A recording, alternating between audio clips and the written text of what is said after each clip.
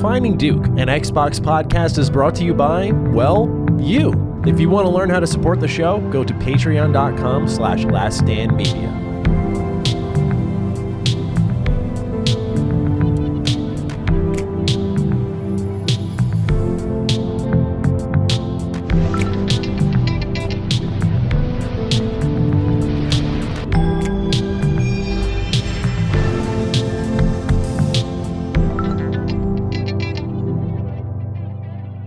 Salutations, everybody. It is Maddie here today. Welcome to episode 220 of Defining Duke, an Xbox podcast. We hope you're all doing absolutely fantastic today.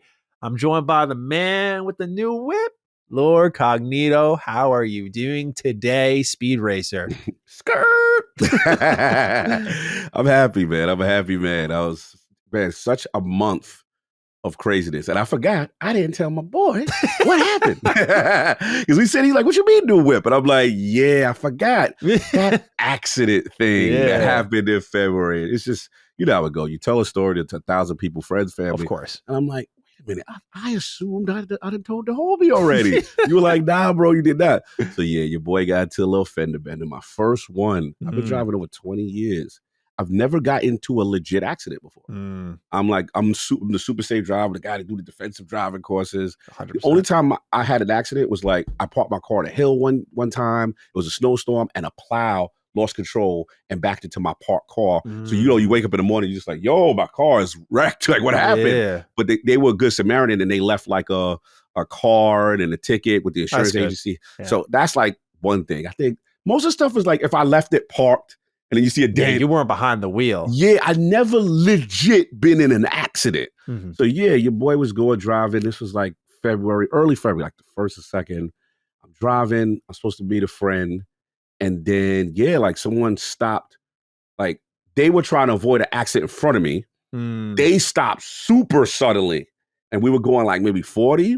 And it was like, bam. Yeah. So God, that sound too. I never been in one. So here's the funny part about an accident, right? So boom, you hit it, right? So thank God your boy, seatbelt. Yeah. Airbag. Airbag right? Came out. Okay. Bro, airbag. So the head banged up against the joint, right? So, but luckily it was the airbag, right? Yeah. So I'm like, so you getting over it, you're like, yo, I can't believe this accident. See what's going on. So this is what I knew I'm vain. So I get hit, right? I could be hurt. I don't know what's wrong, right? The first thing I do, I go, let me put the mirror down. Make sure. Bro, because I thought I broke my nose or my mouth was busted. So I had to make sure the sexy was good first. So I was like, oh yeah, whew. All right, nose okay. We all right. And then after the I thought you were going to say you were checking for like a Starfield collectible or something that pops off the dashboard. You're like, wait, did I lose that? Bro, it was so funny. My natural instinct was not to see if I had any broken legs. Is my face looking good? That's all that matters. You're on camera. Bro, I knew I was vague. So I was like, all right, I'm all right. And then it was crazy. Technology is ill though, because literally the car now calls out to the dealership and be like, yo, we noticed your airbag was deployed. We know where you are. Help is on the way. Are you okay? Wow. Help's on the way. I'm like, oh, this is late. The car called out on some Knight Rider. I was like, that's some Batmobile shit, bro. Batmobile. I was like, oh, this is fire. Shout out. I got to get Land Rover. Shout out to Land Rover. Bro, Land Rover, it was lit. Cops came and they was like, I knew it was real because how hyped you are about this. It's like, bro, you gotta do a car accident. You're like, yo, it was sick, bro. It was fire. Like if you really analyze it from yo, my car accident was fire, bro. Like they called, I could have been in a ditch and it called out like this where the AI is good, man. Yeah. You know what I'm saying? There you go. So they called the cops. The cops come. I knew this is what I knew it was bad because after adrenaline wore off, I was like, ooh, my sternum a little bit. Yeah. You know what I'm saying? I felt it because the impact there. And then I think my hand, it sounded like my arm for a little bit. So anyway, long story short, he was like, yo, you all right? I'm like, I don't know. He's like, you think you can get out the vehicle? I was like, let me see. So then he tries to open the door so I could attempt to get out. And this is when I realized, even though the accident wasn't crazy, the integrity of the frame was compromised because he couldn't open the door for a little bit. He was struggling. So, it must have scrunched a little bit. Yeah. So I was like, oh, all right. So then he did it. And then he was like, you think you can? And I was like, let's call an ambulance to be safe, Yeah. just to make sure. So they put me in an ambulance, boom. And then from there, everything checked out fine. I'm bad, bro. I didn't tell you. That's like crazy. Like when you're like, yeah, because when you texted me that you're like, it was a little fender bender. I'm like, okay, like 20 miles, dent on the car. Hey, you're all right. I'm good. And that was, you got taken away in an ambulance. Bro, when you look at it, it looks like nothing, right? It doesn't look too bad. But again, the integrity, the way these cars are designed. And then, like I said, when I went to I checked out, everything checked out fine. Nothing broken. Everything's cool. No like concussion when you bang your head? No concussion. Good. Everything was cool. They had me do the test, but they do have the insurance because Jersey is a no-fault state, which I didn't realize. So the other dudes, they care nothing about me. They was just my neighbor. They was ignoring me. I'm like, I already see what the BS is. But anyway, so the insurance during this period now, the insurance has got to work it out, right? And then what ends up happening, I had to get the rental car, so they put me in an old school joint. Old school Toyota joint. So, bougie me, I'm like, damn, I gotta deal with this. Hey, it is what it is. We got a car, right? So today was the day. Did it have at least like automatic, like you could roll down your windows, like if you pressed a button, or it's the it was the crank? Oh my god, dude! My grandma's car. I used to drive that to high school and college, and it was like there was nothing that was more humiliating than like pulling up to like friends and be like, "Yo," and like literally cranking the window. Old school, bro. I'm like, so you got to deal with that, and then just little. One thing I did learn is that Android Auto is actually really good in vehicles these days. I haven't used Android Auto in a while, and I was like, all right, this is really good. So I'm actually going to use that now that I got the whip back. So anyway, long story short, got everything straightened out, and then today was the day, give the rental back, and now I get up in a new lease. And then, because what happens, they had to deem my car a total loss. Wow. Yeah, and then what happens, you got to wait for the insurance to send the check over to the leasing company or whatever, and then you got to wait. It's all these steps, bro. It is. I will say Geico did their thing for the most part, explaining you what's going on, and they took care, because I got full coverage. They took care of my rental and all that stuff. But it's just the communication for each step. It's a lot of steps to this thing. Sure. This is my first accident, so yeah, I got my new joint, so I'm happy. I drove it back. I was setting it up. Took the pictures. I was like, all right, we back now. Man. Nice. We back. Good. But yeah. But one thing I will say, health as well. There is trauma. I do have PTSD. Yeah. Post it. Man, because what I notice is anytime somebody's making sudden moves or sudden stop, it does trigger something. Yeah. It's taking a while. So at first, even with the rental, I was just driving short distances. I wasn't doing my major trips like I used to do, because it takes a while. You got to get your confidence back up, because now you feel like everybody's the enemy. So everybody, y'all trying to hit me. Yeah. Trying to, you know what I'm saying? It does mess with you for a little bit. So word of advice for those, take your time, build up your car confidence by doing short little trips and short distances first, because it's going to take a while. Instinctually, you still feel it. You know what I'm saying? 100%. My brother went through that a couple of times, and it's like really, like it really messed with him for a while. I had like when I was in college, my car just like I was braking just to turn into my development, and when I brake, my brakes just gave. They just gave, and so I just kept going. Thank God the sidewalk was tall, so the lip my car just hit it and stopped. But bro, I was going into the trees for sure. Hey, yeah, dude, it was crazy. So. That stuck with me for a while, where like I am like a early breaker as a result. Yeah, dude. I'm like professional, as you would say, grandpa behind the wheel. Like, I blame you, bro. Like, you got a problem with me driving slow? Too bad. Yeah, too bad. Getting there when you get there, you go around me, bro. If you think I'm going too slow or whatever, I say I'm a right lane warrior. Like, if you're in the fast lane on the left, you can breeze by me. You could send me your kind of like passive aggressive messages, and you're like flying by me, glancing at me. With the look. Yeah, bro. I see that all the time. I'm just like, I don't care. I like my life. I don't want to die. Bro, it's so true. That is so true. I'm glad you said that, because a lot of people don't realize why until you be in that situation. No, 100%.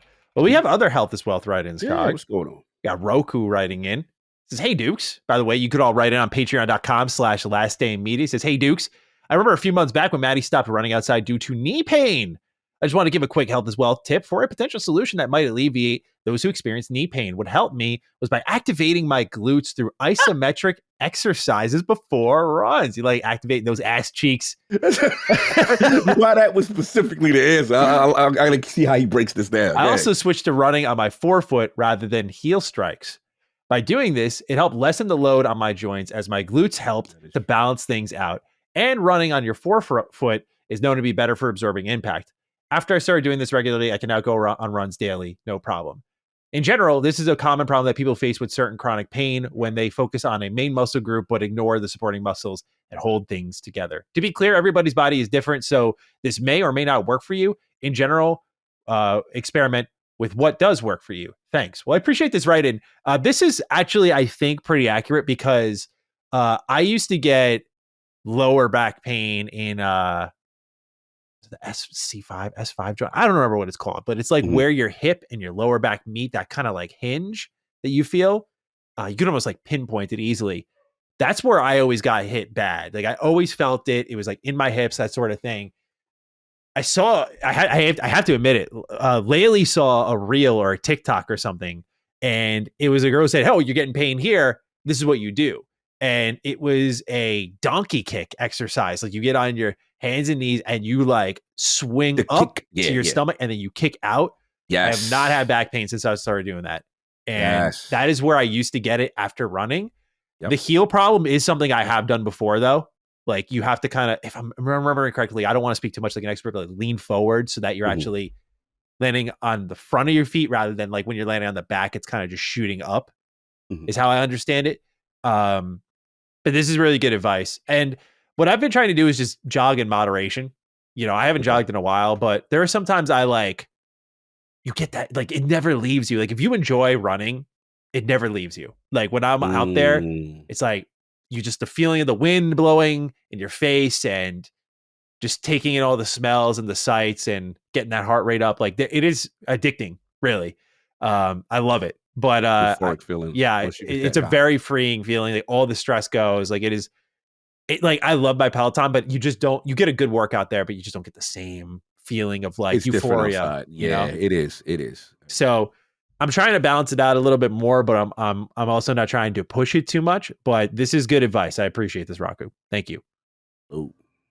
Got some fun gaming ones as well here. We got a lot of write-ins this week. I appreciate everyone who joins this show, talks with us. So Headshot Juggernaut has a really fun one here, Cog. It says, "Hey, Dookies," with a double O. "With the plethora of titles releasing in the next few months, what are some games that are coming out that you're looking forward to that may be flying under the radar? For me, my most anticipated release this year is coming next week, actually. The first Berserker Kazan, an action-focused Souls-like with an animated art style. They released a demo for it in January, and the game plays phenomenally, but I haven't heard a ton of buzz around it outside of a handful of YouTube channels that focus on Souls games. Appreciate you guys and the content you put out later." Thank you, Juggernaut, for writing in. Let's take a little moment here to shine a spotlight, maybe, Cog. Any game come to mind for you coming out soon? Like we cover a lot of big ones here, but is there something that comes to mind where you're like, this deserves more attention? Yeah, the two for me, one I've already talked about, and I played the demo, was The Altars. That's probably my most anticipated game, man. The Altars is just doing something that I haven't really seen before, and it's a cool twist on a formula. And I just love that idea of the cloning. I love the idea of that base and the mobileness, and then the going outside and exploration in a Mass Effect Silent Planet world. So I got that, and then I'm still on it with Replaced whenever they decide to come back outside. I mean, from what I played, I thought it has so much potential. And it's like we talked about. For me, I'm at a stage as a gamer right now. Don't get me wrong, I love my AAA experiences here and there. Sure. But, I just get more excited with the indie and the AA scene. Yeah. I just, to me, the creativity is off the charts there. Yeah. I'm seeing different things, and that excites me. The tried and true formula after a while, once people do it over and over, I get tired. I'm like, all right, I'm on to the next thing, kind of thing. So yeah, those two right now, definitely number one is The Altars. Like I'm like, bro, I'm on that feed every day. Like, when you're going to drop? What's going on? Yeah. What's the release date? What's that kind of thing. But what about you? What's some under the radar, Maddie? Play game? For me, it's coming out. I was trying to find the exact release date. I know it's in April, but it's the 100-line Last Defense Academy. This is another Kodaka game. Like I mentioned, I was trying Tribe 9, and it's not bad. It's just, there's a game I'll talk about later in the show for the What We're Playing section where there are games that have free-to-play elements, but they're not actual free-to-play games, and they're really fun. They just like assault your dopamine receptors. It's just a really good time, right? But a game like that, kind of like a Tribe 9, pushes me away over time because it just feels like the game experience is compromised a bit unless I start spending, or it takes you off track from what the game actually would do in an ideal setting, and it's just hard for me to shake off. But this is the next game from this team that is like a tactics turn-based game, but also Danganronpa inspired. Like you're in an academy, you're building relationships. And so instead of like trials, like class trials, you're doing like actual turn-based fights. So that one immediately jumps out to me. I'm like, yeah, this is like something no one's really talking about. And I'm just like very pumped for it, not like overly hyped, but anytime a Kodaka game comes around, it's like, I want my man to take his crown back. Cause like, he's just had a lot of misses since Danganronpa, and I'm not ready to accept that he's like a one pump chump here. Like, like this man definitely has more left in the tank. Let him cook. But I'm hoping that, what happens is, the projects feel compromised because they're trying to be bigger than they should be. Like Raincode was the closest we got. Raincode was good, just Raincode lacked the personal stakes, and it feels like he's always pulling elements from Danganronpa, and it's like, dude, just give in to everything that made Danganronpa, right? Like the personalized trials, the things that made you care about these characters. Like there was an obvious technique there that they're just avoiding, so it's not too Danganronpa-like. But I'm like, bro, you got the art style.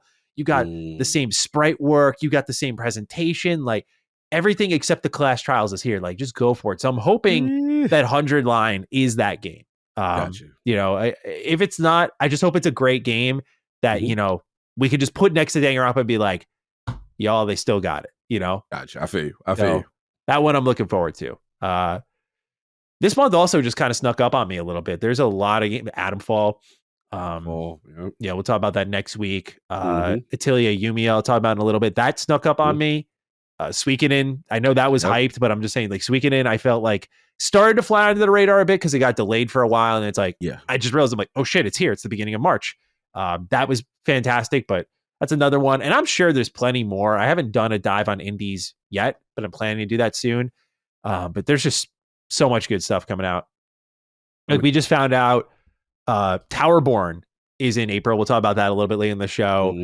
A new Star Wars turn-based game is getting announced, and I'm just like, whoa, that is a combo. And dude, they're talking about it like XCOM Star Wars, and I'm like, whoa, don't say that. Like, well, they're saying it's like a turn-based RTS, like the same kind of thing that you'd see in an XCOM or whatever. I'm like, dude, if it's like that, Cog is gonna lose his mind, and I will too. Right.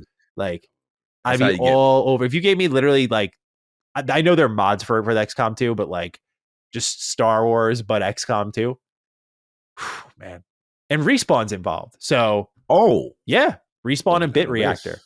Did not know this. Yeah, so I'm keen, Cog. I'm keen. I'm keen too. Yeah, so there's a lot of good stuff, and this is just the front half of the year. And we'll talk about a shadow drop next month where I'm like, I know that's going to be on everyone's radar, but just like, dude, there's just so much to play. Well, it's time for me to do my weekly promotion of Lies of P. Unpaid, mind you. Beloved Emperor writes in, good day, Dukes. This one's mostly for Maddie, as I wanted to follow up from my post last week. I just finished Lies of P as of writing this on Tuesday evening. Well worth the purchase, I should say, after it left Game Pass. And oh boy, do I have some thoughts. In many ways, the game lives up to the Lies of Peak moniker many give it. Wait, hold on. Oh, I'm sorry. I'm having a moment here. I had some problems with how a couple of the bosses were handled and the Spectre not being an option in some of the fights, but I wanted to be vague as to not spoil the game for anybody. I will say, I did bend the knee to a certain nameless enemy, but one day we will meet again when I go for that true ending playthrough. Truly a special game, and I can't wait to hop into Overture this summer. Thanks for the great show every week. P.S.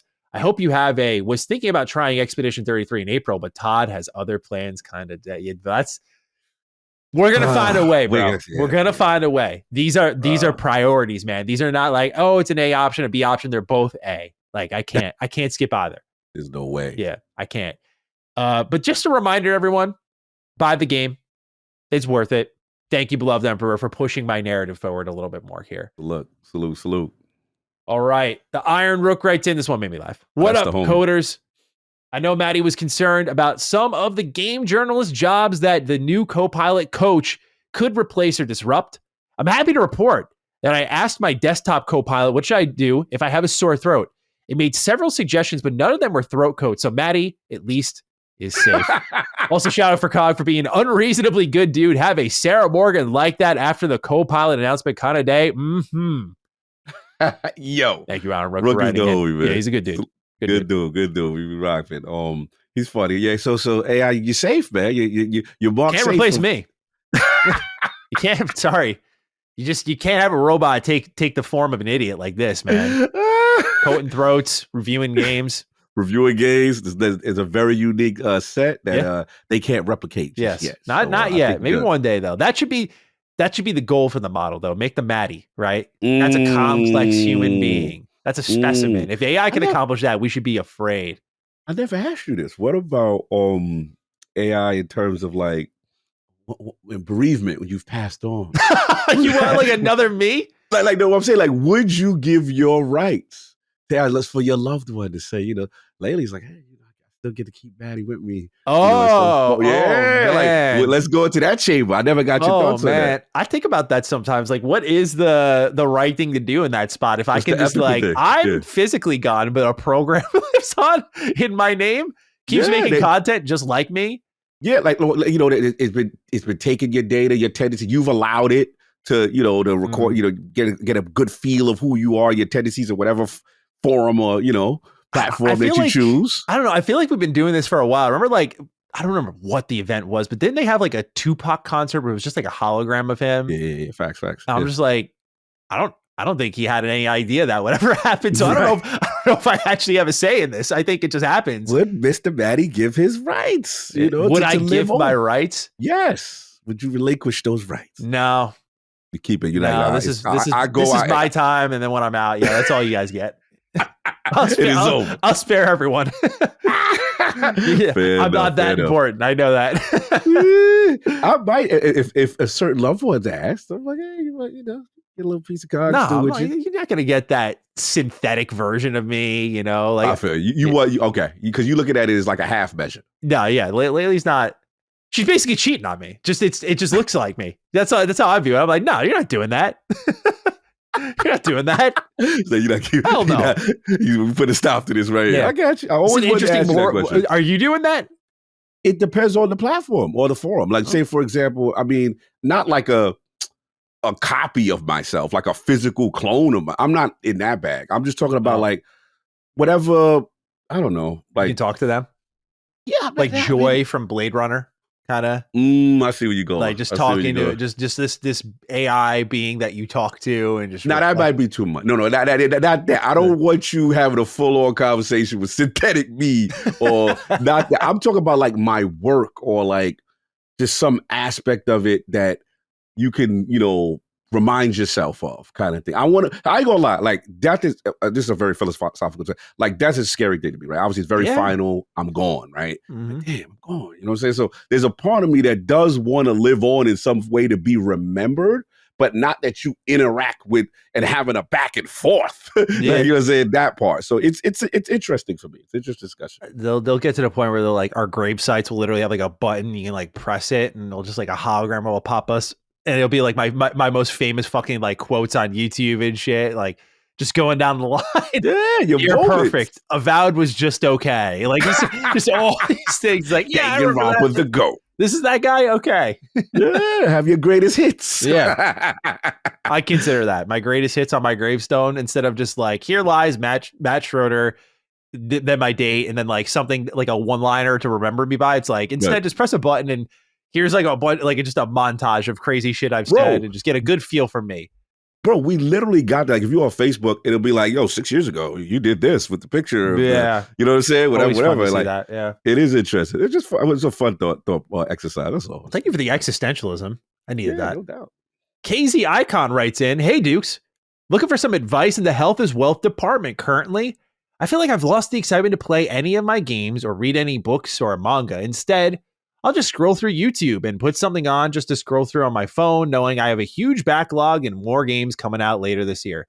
Sorry to drop this on your lap, but I do want to love playing games and want to have the excitement of playing them as much as I do listening to them. Is there any advice you guys can give? Thank you, Cog. Here we go.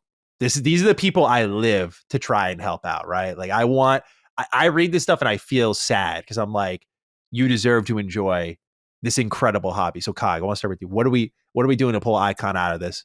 I mean, it is tough because this is literally what the games industry is fearing right now. When you look at the analytics and they're like the TikToks, the YouTubes, people are more conditioned to sit on their phone or to sit in their TV and just watch. And it's an endless loop. And the algorithm feeds you to the next. And then, bro, I get caught out there. Yeah. I get caught sometimes. I sit in the couch because I'm the type of person to eat food. I got to watch something. And then I'm like, man, you go down a spiral. Rabbit hole, yeah. Yeah, and then you're like, man, 2, 3, I got to get back to these games. Look, man, it is an addicting thing. I just think for me, I think what gets people intimidated is the backlog. Let's just be honest. It's just like, it's analysis by paralysis. You're like, okay, what am I going to play so much? You get intimidated. I get it. The key is just focus. It's not a race. Focus on just one thing. And don't worry about everyone else with the mask. Because sometimes we get caught up like, yo, everyone's playing this. I got to get to that. Sometimes it's like, bro, like when I get into what I'm playing, like I'm still over here with KCD or whatever. Like, and I don't care. Like, stick with one at a time. Because the reality is you're just not going to be able to play everything, bro. Sure. But just do one thing. And I always say, like I always told you before, like, go with your heart. Go with, sometimes if you can, go with what the heart wants to play first. Yeah, you know even if it's old. Even if it's old, bro, go with, because that is going to give you the most satisfaction. That's my kind of short term. What do you got for someone that like struggling? Yeah, they play. It's a it's a potential, not to diagnose, by the way. It could be a potential form of depression. Like you might have something unaddressed in your life that you're kind of avoiding a little bit, and you want to obviously assess that sort of thing. But usually what I say is like, you got kind of like a dopamine addiction. Like it is instantaneous and satisfying just to scroll on YouTube. I love you. Obviously I love YouTube. Hello. It's easy to do those sorts of things. The best challenge you can provide yourself to see if it's what you might think it is, which is like, oh, I love scrolling, I love this, is delete these apps. Delete them for a week. I'm sorry. Yeah, we're going to lose you for a little bit. That's okay though, dude. It's a great trade-off. I tell people all the time, like, I made a video after Avowed came out because a lot of people were like super negative on this game that was just like okay in my opinion. I was like, look, like, we've had some real fucking stinkers that do deserve the smoke, but like this didn't feel like that moment. And I was like, I feel like some people have lost. They asked me like, well, how do you stay upbeat? Based on how much you cover, how much you play, like don't you burn out and stuff? And I'm like, well, you need to, number one, focus on playing things that you're interested in. For me, that pool is really wide, but number two is like I deleted all my social apps. Like this is my living, and I don't have social apps on my phone. I don't have Twitter. I deleted Instagram. That was one that I was having trouble getting rid of for a while, but like I deleted Instagram, Reddit, like all these things that anything you can scroll that's not like a utility app. Like you can keep DoorDash, I guess. Like, okay, I'm gonna order food, but anything that scrolls, that activates that instant gratification, you got to get rid of. And if that, I told people, I said, even if that means I don't see you on my videos for a while, because I try to track my audience as much as I can, like remembering names and stuff. I know it's an impossible task, but I think it's important. But if I lose viewers out of it, I'm like, I don't care. The hobby needs to be better for it. Like you don't have to watch all of my content. You don't have to watch all my podcasts or all my videos and stuff like that. Like take care of yourself first. Like the conversation is important, but it's not so important that you ruin the hobby for yourself. So pull yourself out of that noise for a little bit. Like you don't need, like, I want you here, Icon, but you don't need to be here. So take a breath. I think that's step one. Delete these apps. It doesn't mean you have to do it permanently, but delete them until you get control. Because what you'll notice is, this is how you'll catch yourself, is if you really do like scrolling, bro, you're going to take your phone out and you're going to immediately look for that app and realize like it was automatic. Like you opened it to check an email and then all of a sudden you were looking for the next thing to jump to. It's an autopilot thing. We're all guilty of it. That's when I started deleting it. I was like, holy shit, man. So I think that plus what Cog said will help you get to where you need to go. Don't worry too much about your huge backlog. Instead of looking at it as like, I've got this, and that, whittle it down to 3 games, like whittle it down. And what I do is I buy physically because sometimes I'll do this. Now I'm not going to play all 3 of these, but like I'll literally put a stack of games that I bought in front of me and be like, you're going to hit these. And I just let them live on my desk. Yeah. They just stare me down. And I'm like, well, System Shock is really what I want to play out of that stack. But System Shock is one that I'm like, letting it stare me down. Like, I will get to you. And so that works for me a little bit because I know once I get caught in like my reviews and stuff, I'll be frank. There's times I like forget, oh yeah, shit, I did want to play System Shock until like I realize it at the wrong time, That's a great one. How I do on the digital side, because obviously you're talking on the physical side. Sure. So on Xbox, what I do is when you go to the game, you press I call it the start button, whatever. And what it allows you to create a group. right? And so basically, what I got a group, and I'll be like, okay, these are like my starting games, and then I have to make another group. Okay, what's next up or whatever, and then I'll move the tiles in the order that I'm like, okay, this is staring in the face. This is next. Yep. That's next. That so this way I kind of have like some type of organization on how I want to do things, kind of thing. And so you could do it on a digital level, and this way, because I'm a person, I hit that guy button, and I'm like, okay, what's next, and it has all the stuff that I organized, grouped up. Yeah, I think the best thing some people can do who are listening is like let go of the idea of keeping up with everything. Because look, like we do this for a living.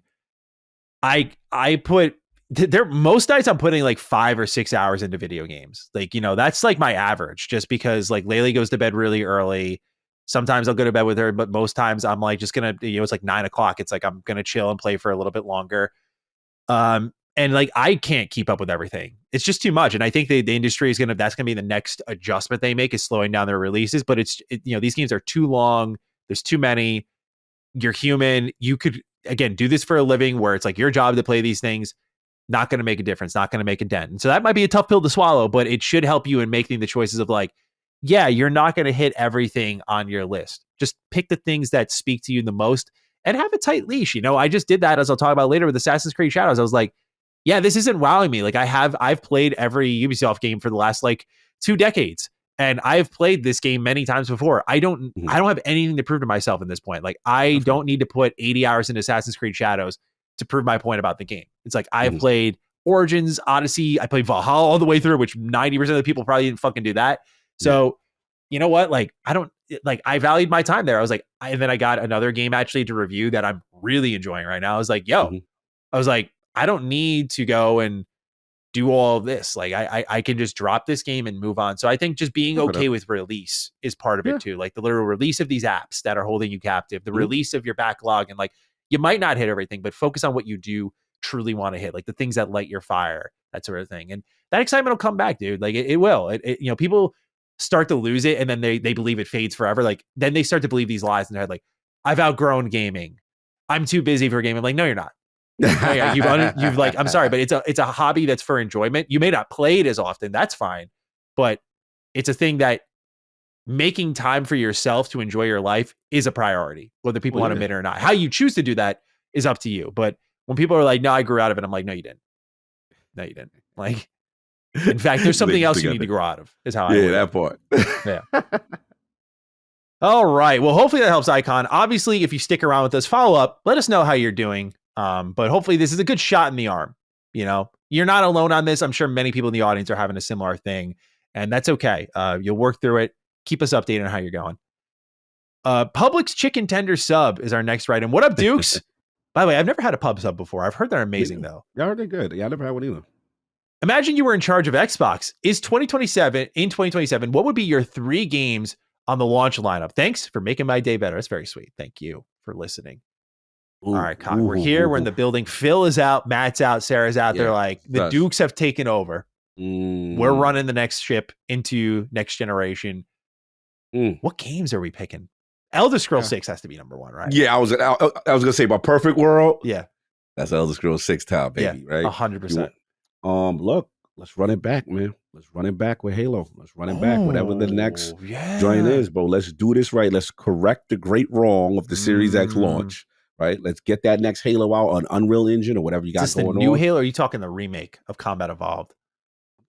Ooh, no. I'm talking about let's go. Okay. Let's get this right. Halo, you renamed yourself. Let's Halo Studios with a new Halo game in time for the launch of the next gen system. Get it. Let's get it. If it's ready, I would like to. And then I'm probably because I'm thinking Clockwork probably 2026, right? So I'm thinking Perfect Dark Time. Yeah, dude, you and I. Are we in the same podcast? Outside of I didn't think of Halo. I'll give you my other pick, but I had Perfect Dark on my list. I was like, that feels right too. Because it was it Perfect Dark Zero a launch game? Yeah, I believe so. Yes, just old school. Yeah, bro. We got a initiative. How better with your quadruple? Even though they don't call it that. It was an over exaggeration. Hey, look. Ubisoft and others have taken their smoke away on the quadruple A. Like it's not even it used to be a Perfect Dark thing, not anymore though. Your homegrown studio, right? Your built joint had that be start the next generation of Xbox with that title, ready to launch a new era of Xbox. Yeah, you throw that to Elder Scrolls by itself. Yeah, you cook it with grease Yeah. right there. So that's big. I had What you Call of got? Duty in there. That was the other one. Oh, of I feel like course, that's a of given, course. though. Yeah. It's so weird to like minimize. Oh yeah, Call of Oh, yeah, the Duty. biggest IP on the planet. Right.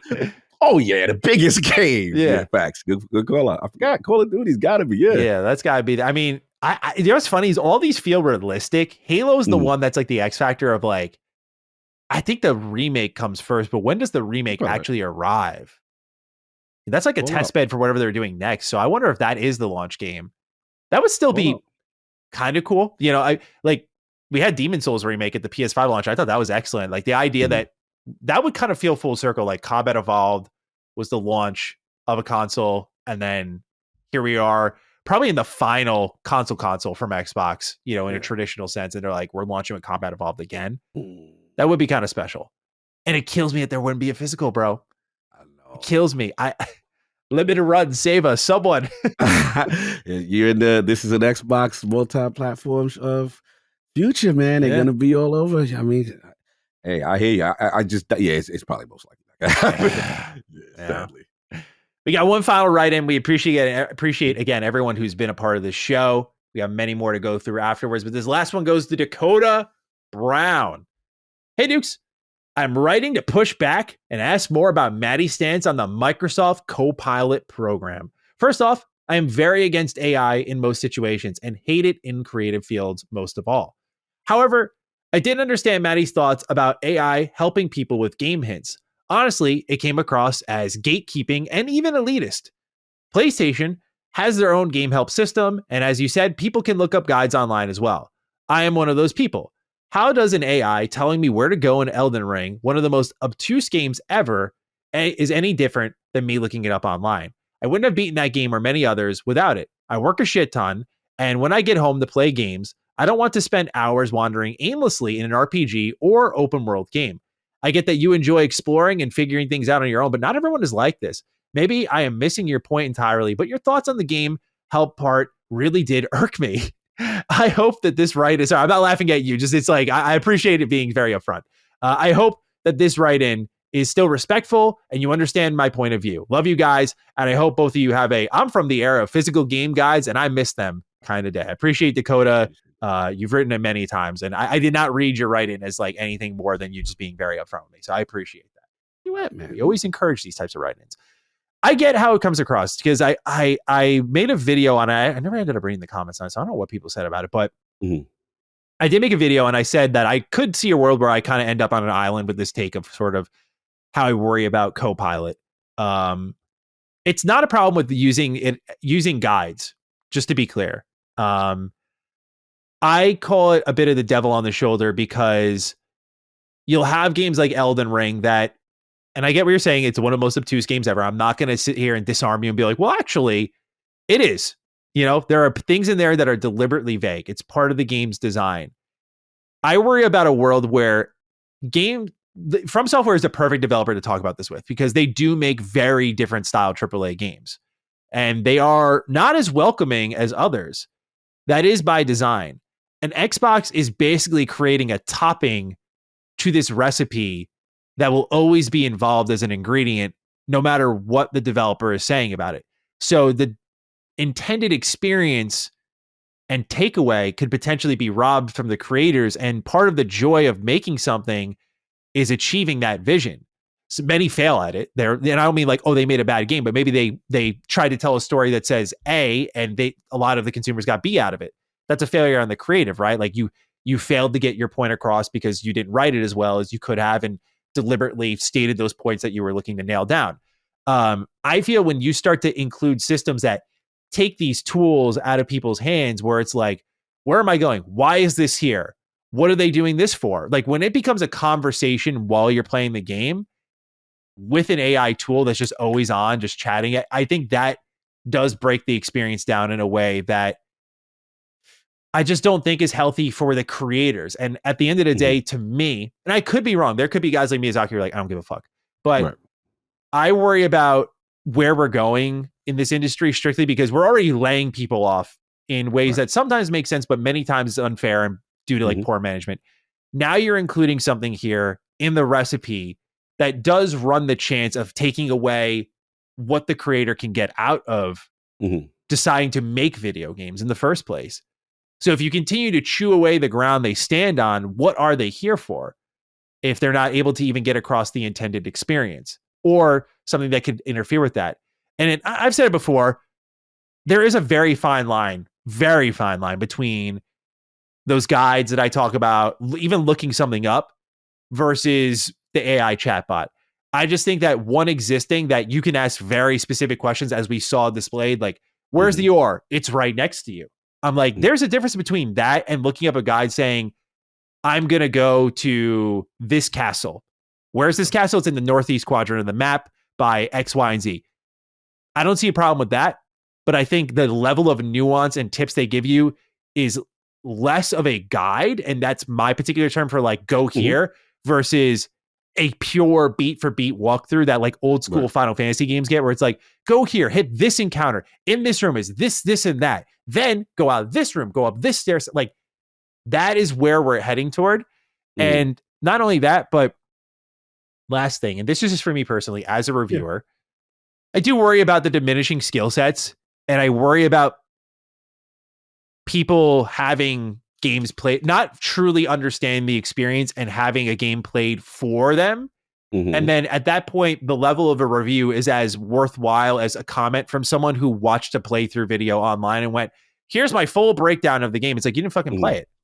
And frankly, as a reviewer, I don't feel, it may be gatekeeper of me to say, but I don't want to hear the opinions of people who have not played the game. You know, like I want to, if you're trying to tell me I should buy this or not, that controller better have been in your hands. And you should have experienced it. But if you've watched cutscenes and went like, yeah, it's ass, it's like, no. I get that part. Like someone like watching versus. But I'm saying, I think playing, AI, you brought up the Forza Horizon 5 kind of auto playing. Right. I watched because I checked the videos. I was like, I got to see this. And like, I was like, oh, interesting. Accessibility is great. I've always been pro accessibility. So that is the fine line where I'm like, I'm taking some of that away in this argument. And that's the part I do wrestle with, is like, I want more people in games in that way. And again, I think that's where you just leave it up to designers, because there are many games that are extremely inclusive and they have great settings, like settings that straight up, like we have games now that have combat that turn off the combat or let you one shot things. Like you don't have to be good. You don't have to be fluent. Xbox just released a brand new accessibility controller. Like I think we're making a lot of strides in that department that are going undercredited, where we're kind of, when accessibility comes up with these AI arguments, I get it. It's fair. I don't deny it, but I'm like, we're acting like we're not making massive strides and we're just leaving it up to creators. So that's what it comes down to, Dakota. It's like a core principle of like, I want to leave it up to the creator every step of the way. I get why Xbox wants to do this. I think convenience around the game, like, can you install this for me? Where did I last leave off? What was happening in the story? Can you find a new RPG for me? Can you find a new shooter for me? What's the latest games on Game Pass? If you want to like accelerate and optimize that experience of getting me to what I turn my Xbox on for, I think that is awesome. I am really for that, which I know may shock people, but I am for that. Sure. Like you want to, that's what I thought AI was really best for, is like that streamlined getting me to where I want to go quicker. But I don't know if this is really a barrier removal at the end of the day, quite like people are thinking about it as. I think it's just like we're bulldozing the intent of video games, which is overcoming a challenge. And that challenge can vary from different levels. And many people don't want that to exist. But I do think, again, just stapling something on top runs the risk of, I think, disabling what the creator wanted. But anyway, since I'm starting to spin in circles now on my talking points, I'll pass it to you. No. I understand your talking points 100%. I think that, I guess the it's not even a counter. It's just like the other side to what who people are for it will be say, well, okay, let's say the developer intent, I designed something and the whole purpose of it is like, hey, find this key, but I made it in a way where, you're going to have to really search. You're going to find some secrets or go out your way where it's not, implicit, easy to just go get. Are you talking about, just, I don't mean to interrupt you. Are you talking about moments in games where it's like, how would I have known that without a guide? Right. Okay. So and that part, I get that. So it's just like, I guess my thing is, I know this is a conversation that me, you, and I think even Colin has had, where we looked at, we look at achievements and we look at completion rates, right? And we like, man. Yeah. It's a fair point. Amazing. And no one ain't even. Like 30% is like a high number. We're like, oh, wow. Yeah, and we're just like, yo, and sometimes I do worry that we forget where we are in the scale of the gamer, Totally right? fair. And Yeah. we have this Yeah. skill set that is like, okay, we got it. Boom. We have this accumulated knowledge of years of playing, right? And whereas like a new person is just like, bro, like I'm gonna be real with you. When they get to me with the KCD section, like there are times I'm just like, okay, bro, like Yeah, it's what was intense. what was I supposed to do? Like I didn't even me still struggling to find out like, okay, I was supposed to Absolutely. do Yeah. that, and you know, that kind of thing. So I just bring myself down. So I think I had an Aerial 9 on from he's making a game right now, making a new indie game called Drop Shot. He made a game, Nice. a runner called Never Yield. And I asked him this. I was like, oh, where you at? Co-pilot, what's up? So I'm starting trouble. I'm like, so what if Xbox says, you know, you got to implement this as part of the package or the platform to be on the joint. So he's like, well, first of all, there's a lot of platforms I could go to. Right? So he took the diplomatic answer. I was like, all right, cool.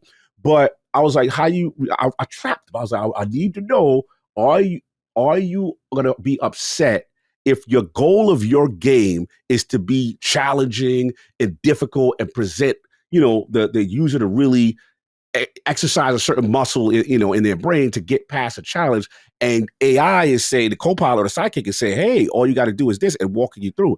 And he's like, ultimately, I don't care. And I was like, really? I was like, because I guess it does come down to engagement and the fact that I want more people playing. And I was like, okay, I see what you got. But that's just one developer, right? That doesn't mean everyone feels that way. It's fair because it's such an interesting talking point. Because like me as a YouTuber, like a lot of people think like, oh, everything's clicks to this guy, but I'm like, not all engagement is good engagement, whether people tell you that or not, right?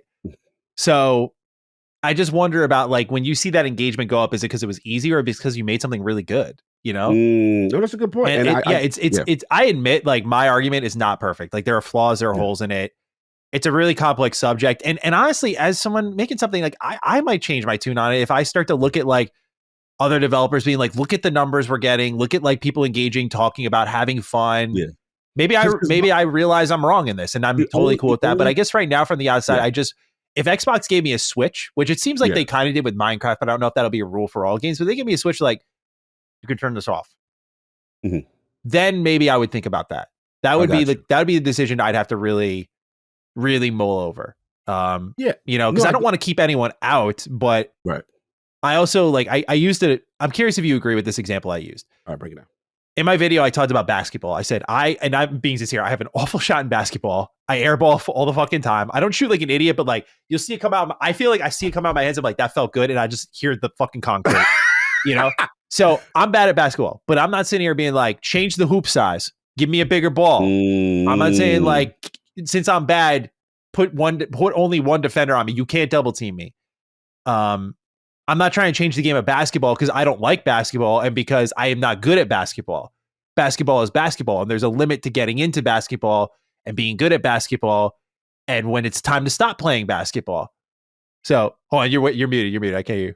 Okay, all right. So I got you. So what if you go, okay, yeah, why am I missing the shot? All right, Maddie, your arm positioning on the ball is it. Make sure the lace is here before you at your peak release. Oh, you missed again? Try at the peak level of your jump. And like I get it. It's play-by-play assisting, right? I completely get it. My bigger argument with this whole thing or my bigger picture with this whole thing is kind of like, my fear is just, I worry about people just dropping games. Yeah, that's a good point. Yeah. Like, I just worry about like, nah, this is too difficult. Yeah. And like, to your point, you know, part of the enjoyment in life and gaming is going through that challenge. But we do have to realize that this, I don't want to disrespect the generation, but some of the newer gamers or people who are now getting into gaming, they just either it's too complicated for them or they don't have that skill set and they don't want to develop it. But to your argument, you like the joy of it is developing that and getting that. I get where you're coming from. It's just an interesting place where we are, where if the data shows more people are actually failing and not completing. Yeah. And that would be interesting to see. I'm curious if it moves the needle. I think I have all my opinions, as everyone knows. I'm curious if I saw data that was like game completion has now, like a normal number we see is 50%. I honestly think I would soften up.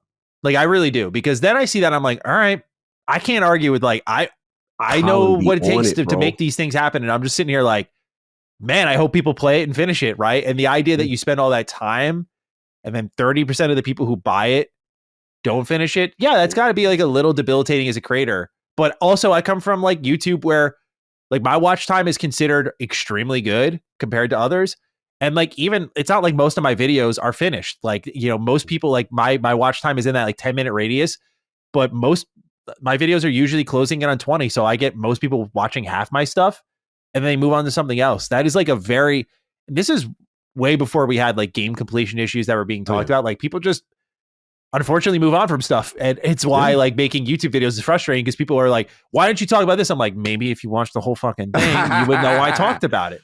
But so I'm just so accustomed to that type of engagement where I'm like, this isn't just games, y'all. This is YouTube. This is, I think movies are the only one that are the exception because when you sit down in the theater, very little people just go, I'm out of here. Fuck this. Like I'm dropping this. It's a 2-hour thing, right? It's so low commitment, 2-3 hours.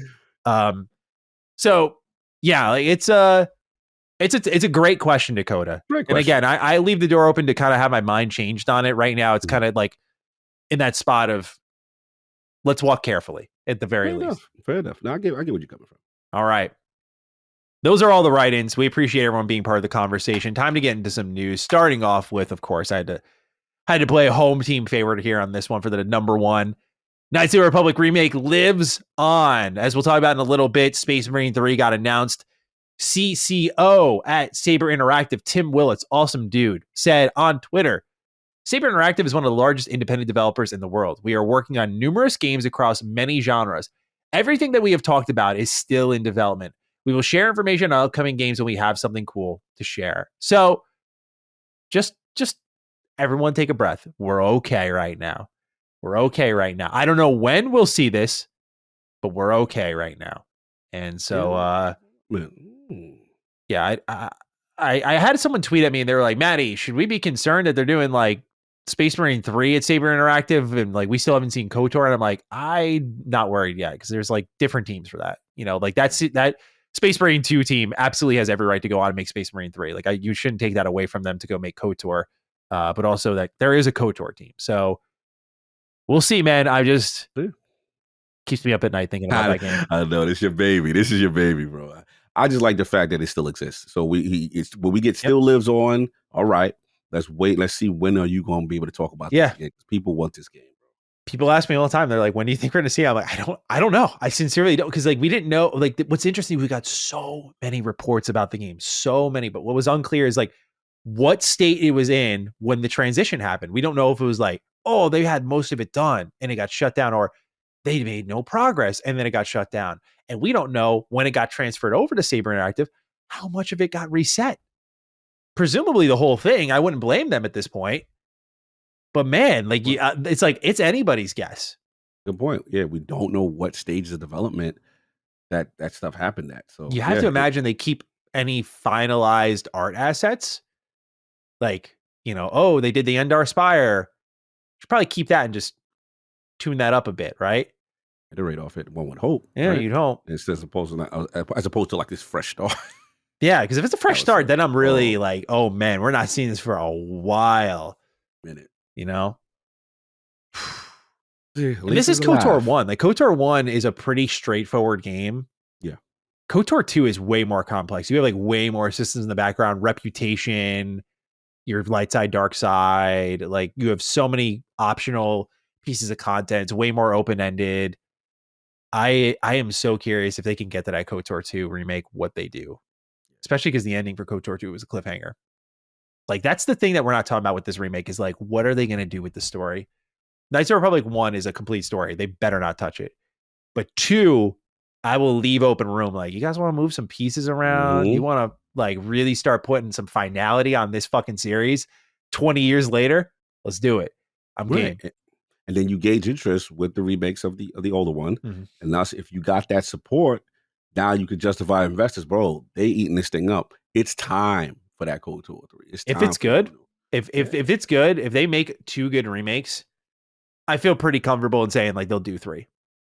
Because that is what this is all for. You don't start remaking this series when the story's not done. You know? Like technically it's done if you read the Revan book, but come on. We want the game. We want the game, man. Facts. I agree. Anyway, I'll stop now. Let's Move on. I love it. You're alive, baby. You're still alive. We are still alive. What's also alive is ID and Xbox. We have some updates. Indie devs have been paid out $5 billion through the program. Quite the number there. Also, Xbox Play Anywhere is a focus now more than ever for the independent teams as part of this service. Josh Tarpley writes in, "Hello, this is my platform cog in 74 hours, Batty. Hope you're doing well. I wanted to write in about Xbox's renewed push for Play Anywhere, not just the games that feature cross-save, but specifically how a single purchase gets you a copy of a game on both console and PC. This is a cool feature and undoubtedly a great value for those who purchase a Play Anywhere title and have two machines to use it on.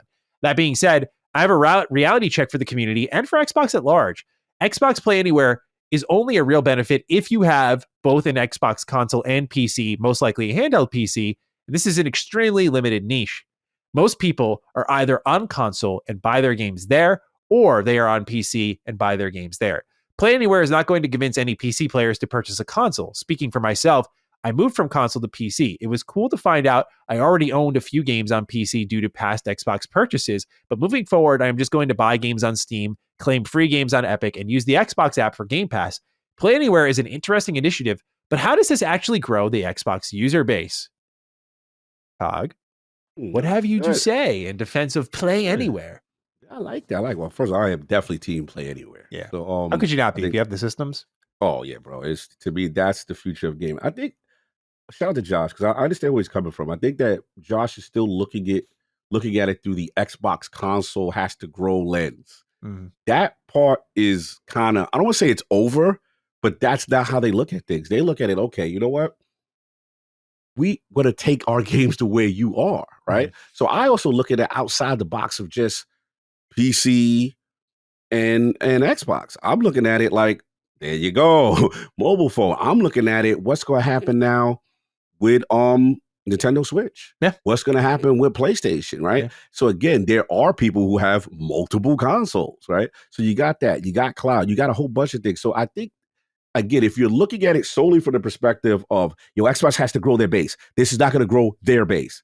They're not looking at it like they're looking at MAUs, bro. They're looking at every single user wherever they are. If they can access this one game and they could go between all these different endpoints and platforms, we're gonna make more money. That's where it's at. So I get it.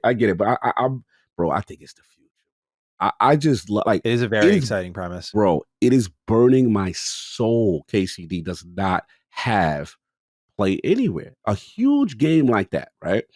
That they don't have any form of cross progression. Like at least Baldur's Gate, bro. It doesn't matter what platform. Yeah. I can take it everywhere. And there's going to be people like that have different platforms. So that's what I think. I think it's a bigger deal. And also, last thing I forgot, multiple storefronts. Yeah. Got your Steam, your Battle.net, your Epic. You got a lot. So I think, man, it's a lot of potential here. A lot of monthly active users wherever they are. I think is the play. And I do think part of Xbox's play. Mm-hmm. I'm getting ambitious with this idea. I haven't thought it out fully, but if the rumor of them having multiple storefronts on the next generation console is true, I could see a world where if you like buy these games through an Xbox device, let's say you buy like, I don't know, Call of Duty on Steam and you're on an Xbox device, maybe that not dual entitlement, but that Play Anywhere just goes through. Whereas if it's been bought on an Xbox platform, it can go anywhere. And maybe that's how they get people to their base as well. I guess there's one way of looking at it, but I agree with you. Like, there's nothing much more I can add beyond the idea of like, it just, that engagement, which is, they're an engagement driven company, is like huge. And just the potential of being like, well, we don't have to worry if they're on Xbox anymore now. Like every screen, it's coming to life before our eyes. And so it'll be interesting because now to be like, oh, I have a smart TV in front of me and a controller. That's all you need. I have my phone with me and I have my backbone attachment. That's all you need. Yeah. And you can just continue your saves wherever you go. And I think as we become more interconnected with that ecosystem, as much as I am team physical, that is where team digital takes a huge W, because these games are so big that there is a benefit. Like we're all just inching through these games, really. That's what we're always doing. And so whether I'm just playing upstairs in my living room on like my Logitech G Cloud, or I'm sitting out on my console, or I'm sitting at my PC, the idea that these games can go through all three of those screens just gets me more progress in my own house before I leave my house and I go on a plane, train, car ride, whatever it may be. I'm in a hotel. The idea that you can just continue no matter what. That is the huge part, I think, in gaming. Yeah, huge. Because most people are like, oh, I'm going to watch this Netflix show or whatever. I just nothing to do in the hotel. The channel options suck. It's like they can just succeed. I mean, it's a small demographic, I guess, but they can just thrive in that kind of pocket of like people who travel a lot. The Switch is a very common thing you see when people are traveling. If Xbox kind of just gets involved in that, that's a lot of money they can make. Yeah, and you incentivize the purchase of your platform's version that has that feature. Yeah. So again, if you're like, all right, you know what?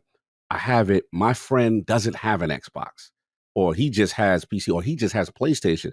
But this data that I'm taking from my Xbox One, I can go over there, launch and log in, and boom, I can continue wherever I am. There's value in that. Yeah. You know what I'm saying? Like, yeah, if you buy it on the Microsoft Store, you'll be able to play it anywhere. It's like, why would I buy it on PlayStation then? That sort of incentivize. Yeah. 100%. It's like, oh, I'm not going to play it on Microsoft Store or on my PC, but like I can buy it. And in case I do play it on my PC, like I see a lot of proactive purchases happening through it. It's like, well, if I do end up playing on PC, at least I can access it on my phone, my TV, and my console. But if there's a world I play it on PC, boom, done. Like we're good. So I think that's the vision. And especially for indie creators. I mean, we don't ask for much. So it's like, the idea of like that sort of ceiling raising for them is really great. Yeah, huge. All right. Next up, Cog. Not surprising, but a PlayStation logo has appeared on Starfield's official creations website. It was quickly removed shortly after being spotted. So the announcement's arriving soon, it seems. We're approaching April. I wonder. Seems to be the month, right? Yeah, that's the prediction, right? A little switch to direct. And then what we got? Why am I forgetting? Indiana Jones, PlayStation. Yeah. I believe it's April. Yeah. Forza, I believe it's April too. Yeah. April seems to be a lot going on in April, huh?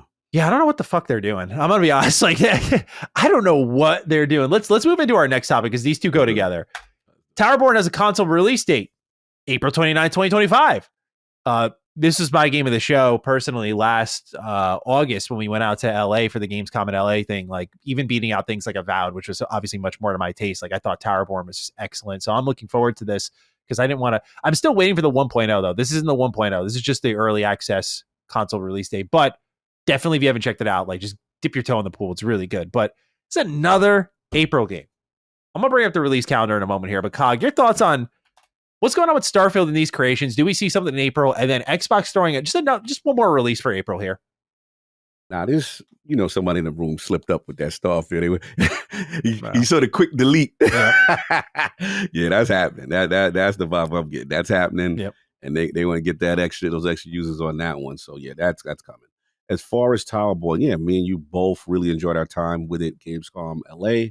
I thought it had tremendous potential. And what I'm hearing is they took more feedback and did some revamp to some systems to really listen to the base. So I'm more excited now for Towerborne than ever. I love the dev team. We had a chance to speak to them and pick their brains and the vision of it. Very open, very transparent. Very transparent. Bro, and the art style is beautiful. The customization, I really enjoyed that. Yeah, so Towerborne, again, this release schedule is crazy. I'm like, April? Why April, Towerborne? Yeah. Why are you doing this to me, bro? Hold on, I'm putting together this list here. This is ridiculous. Yeah, hang on. I'm looking at their release calendar here, and the amount of games they're putting out in a single month. Yeah, okay. So what we have here is I'm looking at 1, 2, 3, 4, 5. Am I forgetting anything? South of Midnight, Expedition 33, Oblivion Remake, as we'll talk about in a little bit, in the main news of our show. Forza Horizon 5. I'm sorry, there's 6. Towerborne and Indy. Yes. This is all in 1 month. This is more games than they do in a fucking year. Facts. What's going on? Bro, it's intense, bro. This ramp up's crazy. It's great. And remember, a lot of people are still complaining about the ABK stuff. Where's all of that, right? They're still sitting on stuff. So it's crazy right now, bro. The level that they are churning out is pretty impressive. And as amongst other things that we're going to talk about, initiatives that they got going on, it is pretty busy over in the land of Xbox. Yeah, obviously, this is for like other platforms in some cases, like Indie, like we already had the chance to play that. So we're good. Something like Forza, we already played that. we're good. So I could kind of knock these out of my calendar, but I'm like, you still have in 1 month, if you're talking just to me, South of Midnight, Expedition 33, and Oblivion Remake. 2 of them I'm all over because of my taste. One of them we played and I really liked what South of Midnight offered. So I'm like, dude, it's a fucking month where I'm going to be like all over what my Xbox is offering me. And I mean, I love it, dude. Like this is what I'm here for. This is what we've wanted from them. It's just like this onslaught. But when I said front half push, I meant like a few games. I didn't mean 6 in a month. Hey, you ain't what the shotgun blast. How about the April shotgun blast? Well, it just kills me because there's like, if you have Oblivion Remake and Expedition 33, like these are great looking games, multi-platform, dropping in April, and I'm like, yo, but I want to put it. Everyone's got to get put on Indie. Come on, like Indie. Oh, I know. Indie shouldn't be skipped. Like, why are you doing this to Indie? I know the dates are interesting. Why? I don't think it just falls for them where it is, but I'm curious as to the reasoning, like why that month, right? You think they're trying to like, because a lot of their we talked about how great their Call of Duty numbers looked, and then the following week we're like, we got the quarterly reports, and like there were still some services down, like didn't feel like Call of Duty was the deal. Do you think this hardcore of a push is because, and by the way, we're not even accounting for like come to Switch 2 Direct when Xbox inevitably is there. What else gets announced? Do you think this is sort of a push to like get that quarterly bump like big time here, where it's like, yeah, plans in full effect, invest in us.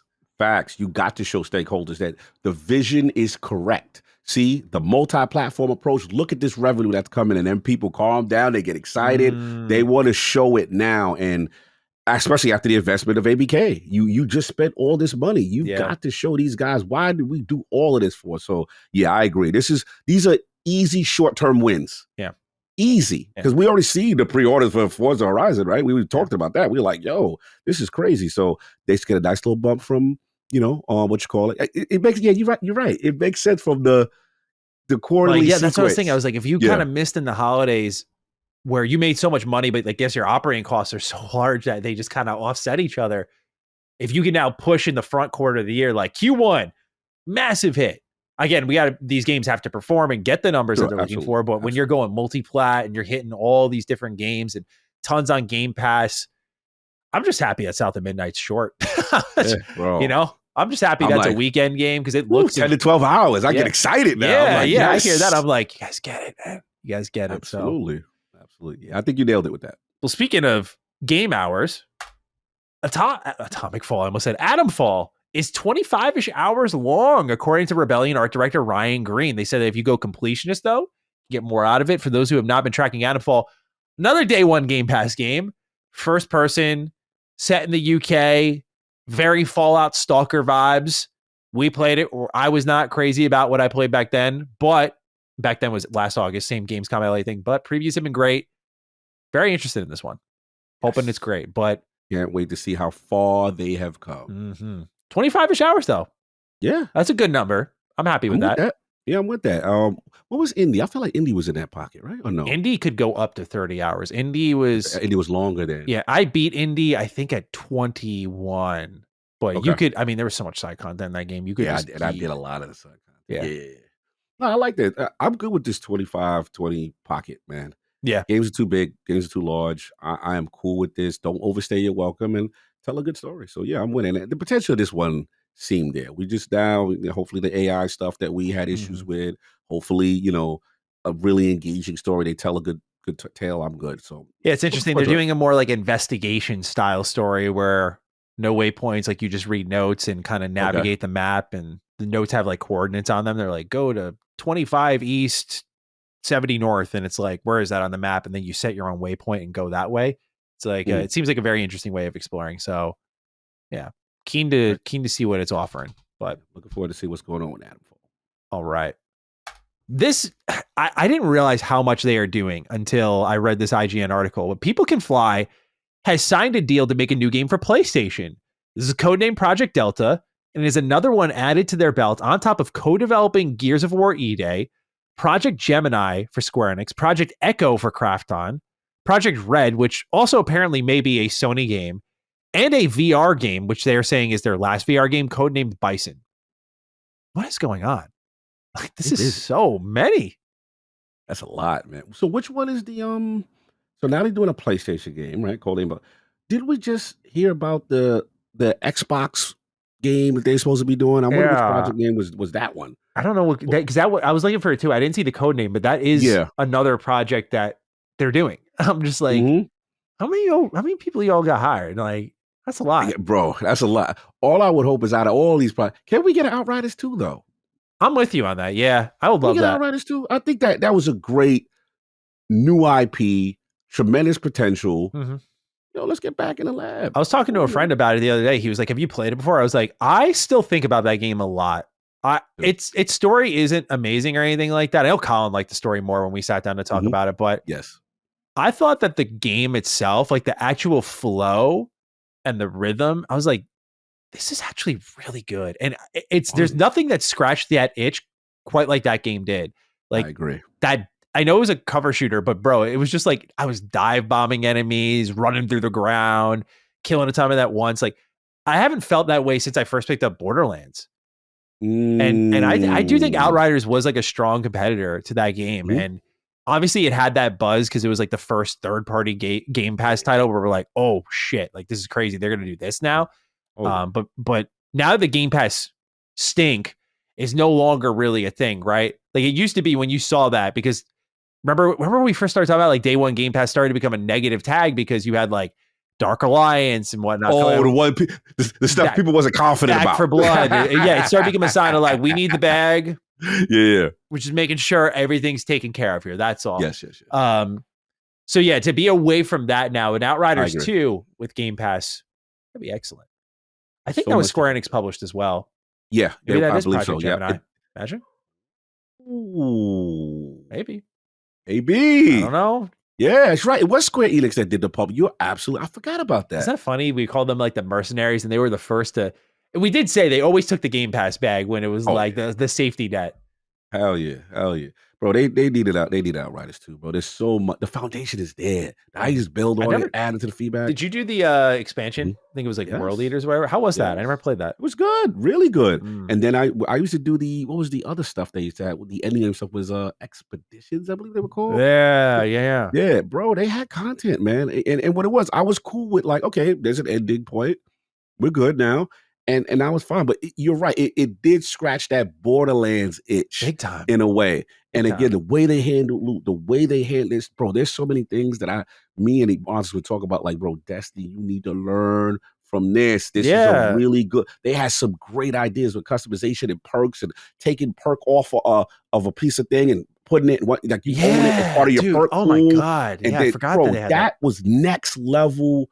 What we call like customization in the loot, and like that game hits every nerve itch for me because I'm a build guy. Like that's why I play Destiny for. Like I love builds and create that game. The creativity that it allowed was so cool. Yeah, and I was like, man, they need. No one's doing anything like this. They need to iterate. 100%, bro. That's like sure. They've made fun, crazy games. They did Bulletstorm as well, but like I think this took all those ideas from Bulletstorm and just turned it to 11. Like they were just. It's such a fun, focused game. I just have such fond memories of it, so I'd love to see a sequel as well. All right. Well, speaking of sequels, Jez Corden shared some thoughts on State of Decay 3. He said on the Xbox 2 podcast, Microsoft were considering State of Decay 3 for 2025 as well. It's closer to being finished than you would think, but I think they are going to let that one slip to 2026. I bet my money that's a 2026 game, like early 2026. Did you have this on your radar for early 2026? I didn't. But I defer to Jez because Jez is a State of Decay guy like me. Yeah. So he loves that game. So I would assume he's been on it. But yeah, you wouldn't throw that at the top of 2026, kind of like that, I thought Fable was that window. What are we setting up for now? I'm of the mindset that Fable's going to get a full year, you think? Yeah, that's fair. Yeah. Fable's too important, bro. Yeah. Like, I know Addict don't want to hear that, but because he's on the mindset like top of the year. I could see that. Yeah. I'm like, bro, that game, they're going to give it as much time as they can. They have to nail that. Yeah. So, but State of Decay, the glow up, I want to know how they've truly improved the moment to moment gameplay. And obviously, in that world where it's kind of, I don't want to say like pseudo randomized things happening, but I want to know how that story is going to go, and then the co-op aspect, and then how the improvements for the co-op, because there were some things that I remember we had the devs on from Undead Labs early with us on ILP, and the sacrifices of having that tether system and this very small radius of, the co-op could operate in. I want to know how they learn upon that. And then obviously the Unreal Engine glow up. How does that like it? There's so many questions, and that's one of my most underrated franchises, man. I love that. Yeah. So State of Decay 3, man. Hey, if you want to be ready to go, because that studio, if anyone wants to say besides Initiative, who's on the hot seat and who needs to what's going on their labs? And I'm pulling for you guys, but what's going on? We need to see. It's time to show them. You guys had more than enough time. Yeah, I agree. Let's we all thought when that was announced in 2020, we would probably have it sooner, I think. Yeah, that is one that I'm so curious about. I will say my State of Decay itch isn't quite there. Cooled off a little bit, but not like I'm not hyped for the game, but just like, I guess compared to everything else Xbox has announced, it's just not up there on my excitement level anymore. And this is the moment where you kind of go, yeah, that early announcement does hurt that game, because I probably would feel differently if I didn't have to wait so long and there was better options gradually presenting themselves to me. Like for me, the game that does live with me a lot that's long-term for Xbox is Perfect Dark. Like that gameplay was so fucking cool to me. So cool. Yeah. That joint looked fire. And then what has jumped ahead of State of Decay for me and that is also Clockwork Revolution. Yes. Like just to see what the hell them boys that made Wasteland. I know, bro. That's the one that that one's gonna be so. I just know it, bro. Brian Fargo is the GOAT. Like that is gonna be so good. Even just the game could suck, but the atmosphere in the world is gonna be amazing. The dialogue is gonna be incredible. Dude, that is one that's probably 2026 as well. That's what I'm saying. Like I feel like a 2026. Do you think E-Day comes out? I know we talked about it being the 2025 game, that kind of holiday window, but it's like this year's already crazy. It's like next year it feels like that's all the heavy hitters and then some. Bro, let's just say E-Day is 2026. And sorry. No, please, what you got? According to the FTC documents, right? The year after the Oblivion remake, Fallout 3. Fallout 3. Oh, yeah. You throw that in the mix, bro. Oh, I forgot about that. Bro, they're sitting on treasure troves of games. It's crazy. It's crazy what they're sitting on. But yeah, to your point, like if E-Day was 2026, you got E-Day, Clockwork, State of Decay. Like, bro, this is crazy. Like, it's to the point where it's just like they got to play. And then every year it's Call of Duty still. Every year. Like, it's to that point, an abundance of riches. And then you throw that strategy of, some of these joints are going to be day and date on the platforms, or some of these joints are going to be moving over. They've got stuff cooking. If they land, they got stuff cooking. The game's just got to be good. Yeah. And then there's Everwild. Whatever that wants to show up. Whatever that wants to show up. Whatever that was to show up. I forgot about that one. Yeah. What the hell going on with that? Yeah, we'll see. Maybe we'll see it this year. I don't know. I'm like, I done forgot about it. It's so out of my memory. Yeah. That's sad. Like, that was a thing at one point. Yeah. It's like, Rare is going away from Sea of Thieves and they get back into their bag, and it's like, I don't know, bro. I don't know what they're doing over there. They're a very confusing company right now. But I agree. I hope that game is great, because I know a lot of Rare fans. I didn't grow up like a massive Rare fan, but like I know a lot of Rare fans want them to get on track with games from the 90s, early 2000s, that sort of thing. Yes, absolutely. All right. Well, announced this past week, Silent Hill F. Here is the description from Konami. Quote, in 1960s Japan, Shimizu Hinako's secluded town in, I am going to try my best to pronounce this. I apologize if I do get it wrong, but it's, I believe, Ebi Sugaoka. Again, please correct me. Is consumed by a sudden fog, transforming her home into a haunting nightmare. As the town falls silent and the fog thickens, Hinako must navigate the twisted paths of the town. I'm not going to try to say the name twice in a row. Solving complex puzzles and confronting grotesque monsters to survive. Immerse yourself in Hinako's world imagined by renowned author Ryukishi 07, with entrancing music, including pieces by Akira Yamaoka, and beautiful visuals in a gripping tale of doubt, regret, and inescapable choices. Will Hinako embrace the beauty within terror, or succumb to the madness that lies ahead? Discover a new chapter in the Silent Hill series, blending psychological horror with a haunting Japanese setting. End quote. Yeah, dude, this is, I'm very, very excited about what we saw. We didn't get any actual gameplay, but vibes and check. Akira Yamaoka, okay, music, check. I don't know too much about Ryokishi 07 in the terms of like experiencing his works, but there was a song, it sounds like a song. It was called Higurashi When They Cry. And it literally, like the description on Crunchyroll, of course, it's going to try to open my app and tell me to sign in. I just see the description that was moving to a quiet village. Keiichi easily finds friendship among his new classmates. And it's like the idea of like someone going to this village, kind of similar thing here with what's going on with Silent Hill F, like a new character stepping into this village and just how like it transforms their life completely. But they talk a lot about choice, and that interests me as well. Like, will you succumb to the madness, or will you embrace the beauty within? And there are multiple endings in Silent Hill always, but just the presentation they did was really good in that it kind of felt like, I mean, I watched the whole thing. I was like, they seem really, I feel convinced they seem excited is how I would word it. Like they seem all passionate and understanding about what makes Silent Hill Silent Hill. I wish they showed gameplay, but like the key art, the music, the visuals, and the first time to be set in Japan. Very interesting choice. So I am gung-ho for anything Silent Hill, but a new modern one so quickly after Silent Hill 2 Remake, I'm like, oh, interesting. So excited to learn more for sure. Seems like remakes potentially lead to things. Yes. Very quickly, might we add. Yeah, I'm glad you put this in the notes because I missed out on this until I watched that trailer. So the notes, I was like, yo, let me tell you, bro, I am super excited for this. And I think this is going to scratch Ghostwire Tokyo itch. Yep. Because like I'm realizing with me that Japanese horror setting is something that really intrigues me, and I love the designs at Ghostwire. Now, granted, this is not a one-on-one with Ghostwire. This looks really cool. But did you see that thing at the end with the face? They carved her face off, and then in real time, it dude, like, the sound, bro. I was like, yo, they have warnings on the game right now that it's like, it's going to be disturbing. I'm like, bro, y'all are about to learn the hard way. Silent Hill does not play around. Does not play around. And then, like I said, it's something with me that Japanese horror always gets me. So this is a perfect combination. I think I'm definitely on this day one because this is why I missed Ghostwire. But now with the Silent Hill, I'm in. I got to see what's going on. Yeah. So very excited to learn more. Hopefully the gameplay looks sharp, but the story and visuals and sound all already look great.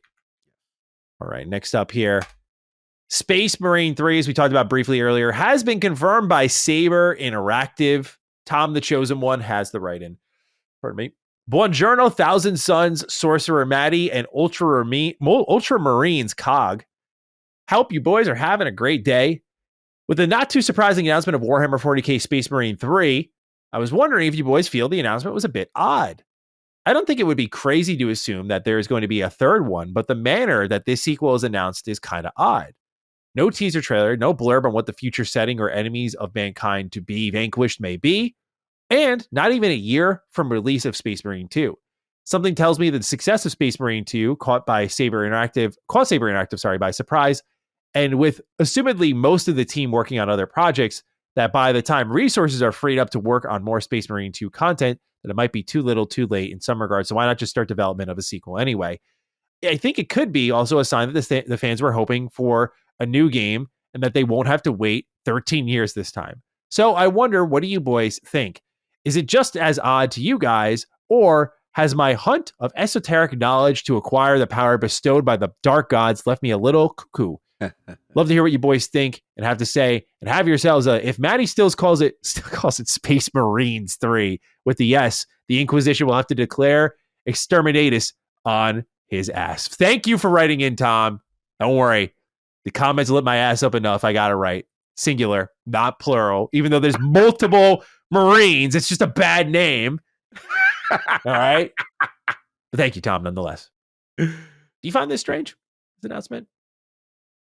Range? I get where the man Tom the Chosen's coming from, in the sense that, like, there was no big fanfare about said announcement. But I will give him that. I do think they were pleasantly surprised at like how it was received. They're like, okay, we shot a shot. This did probably better than we expected. We got the green light. And I think it's more of a rush to get, okay, we got the green light. Let's let people know, what's going on. But I wouldn't be worried about it. It was just more so like, yo, we got one. It's coming, y'all. Now let's get the recruitment for developers and let people know what's going on. But I wouldn't look too much into it. They're kind of smaller, right? I feel like Saber's. I don't know what their staff is, but they I don't know got what a their size lot is. of games. They're Yeah. doing like a Turok game, Jurassic Park. Mhm. They're doing Space Marine 3, KOTOR Remake. So Gotcha. they got to 'Cause have a pretty big head count, or they outsource a lot, which is also Yeah. possible. Yeah, it's interesting. But yeah, I'm not too looking more into it than need be. I think this is just, hey, we got some. We just want to let you guys know it is coming. We will get the official trailer. We'll get the big production stuff, but they're not ready for that clearly right now.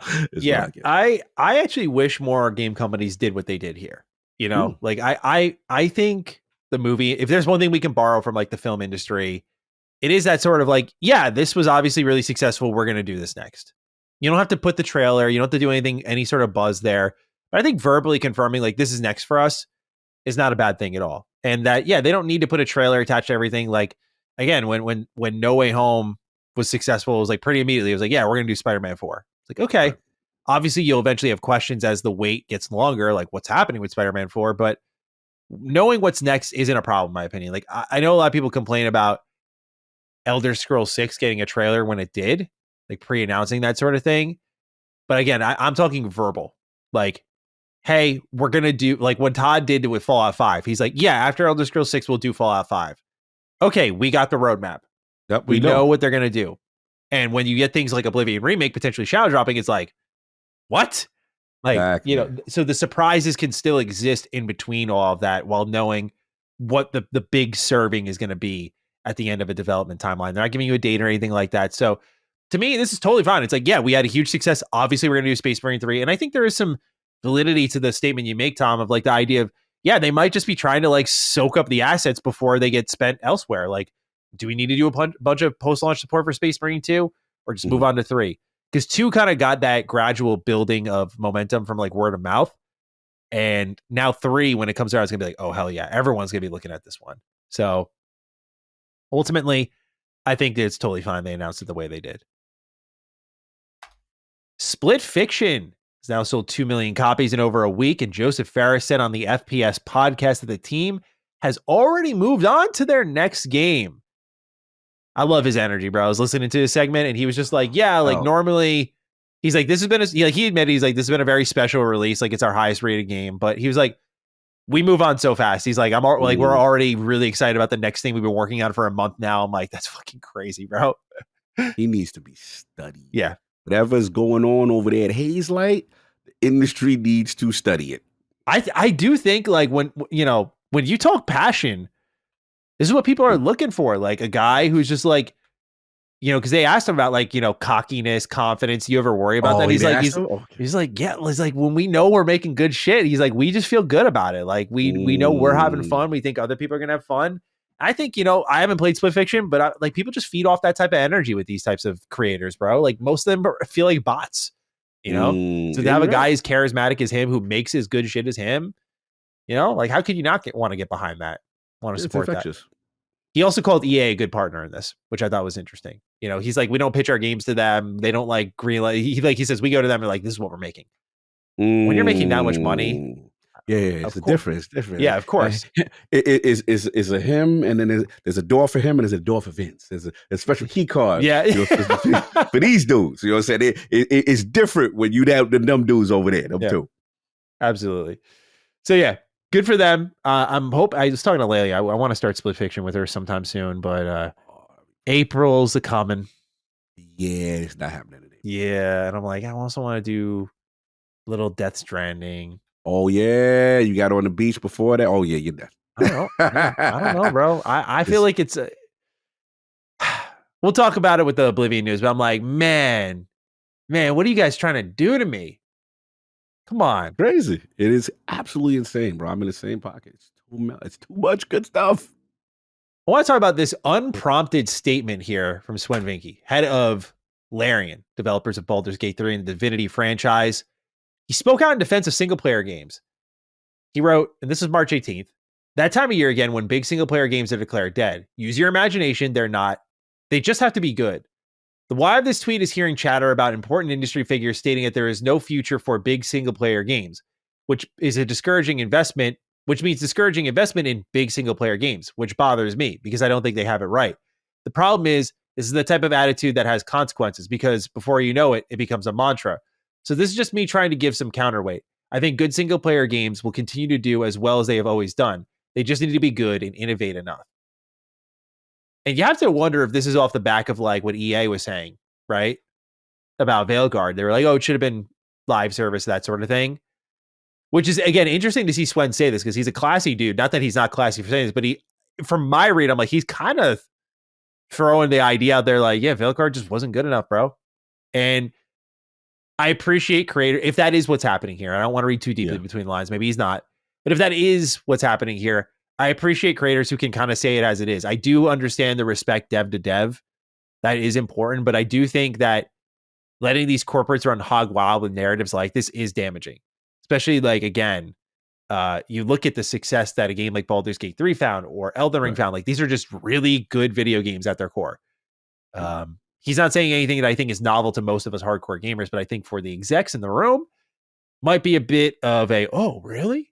No way. What do you make of what Swen had to say here, though?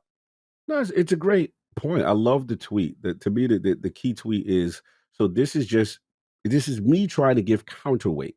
I think good single player games will continue to do well as they have always done. They just need to be good and innovate enough. So I think no lies has been said there. I think it's one of those things where, yes, is it more challenging in this climate? For sure.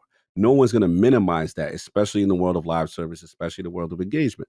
But we do have examples. We do have a Hogwarts. We do have an Elden Ring. We have examples of games where if they are good and they do innovate, people will buy. And I think that is a counter shot across the bow to stakeholders to say, yo, like, we get what you're trying to chase, but don't act like we can't make this genre at all.